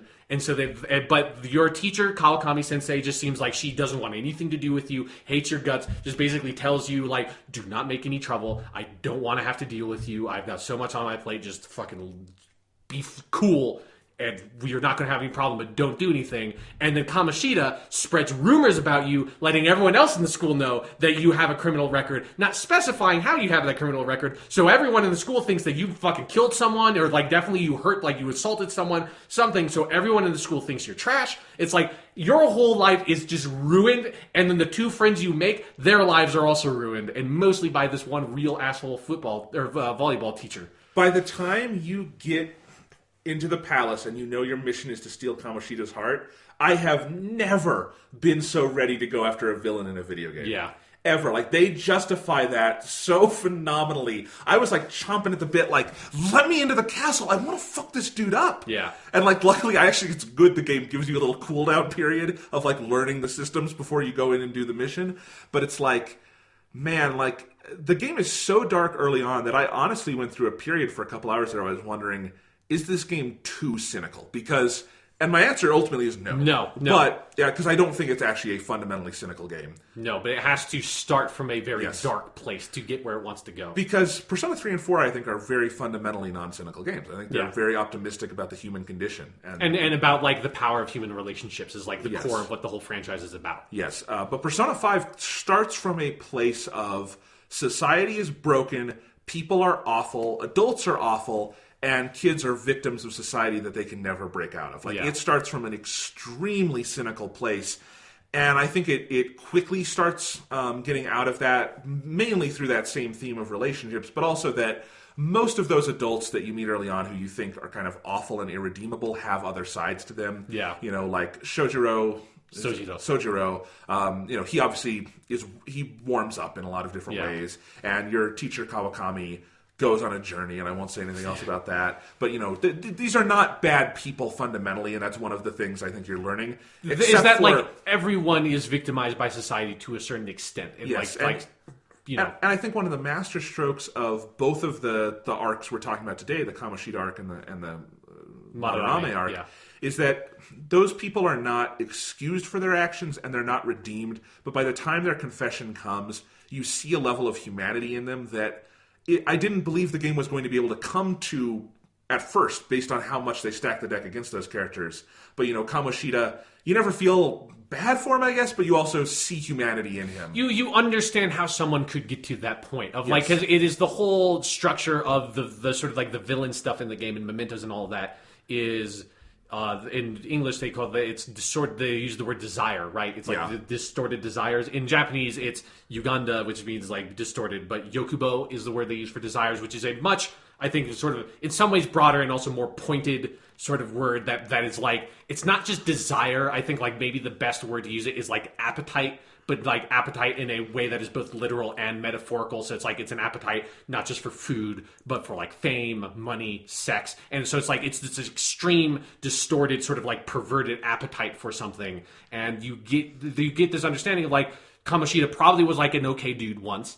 And, you know, he's an Olympic medalist for volleyball, and that got to his head, and like his position as like this Olympic medalist at this prestigious academy is nobody can say no to him. And like, you know, he just like, he's maybe has like a little kernel of something in him that's like, when nobody says no, he's pushing those limits, and he's pushing those limits until it gets to the point where he's power tripping basically at that school, which is something that, you know, I've never seen it anywhere near the extent of Kamoshida, but like, I mean, you hear about stories about people like that, and everyone's met someone that even on like a small level that has happened to, of like, let power get to their head and think like, I can just do with people what I want because they can't stop me. Oh, absolutely. The Kamoshida arc is so real it hurts. Yeah. I had a gym teacher in elementary school who, not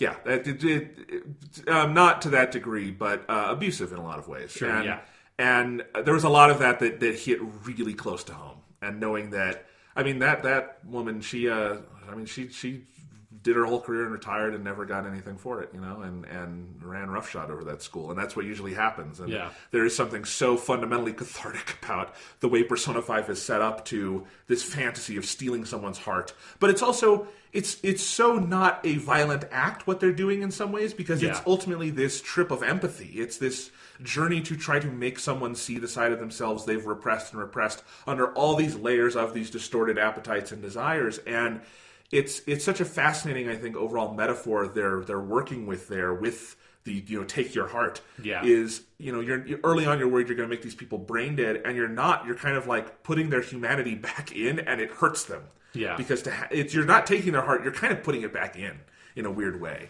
And the way they can literalize all those themes through the palaces, and like Kamoshida literally is the king in a castle, but he's also very pathetic in that way. And Madarame is kind of the same. Because like his castle is this school, and it's like, what scale are you actually working on, asshole? Like, right.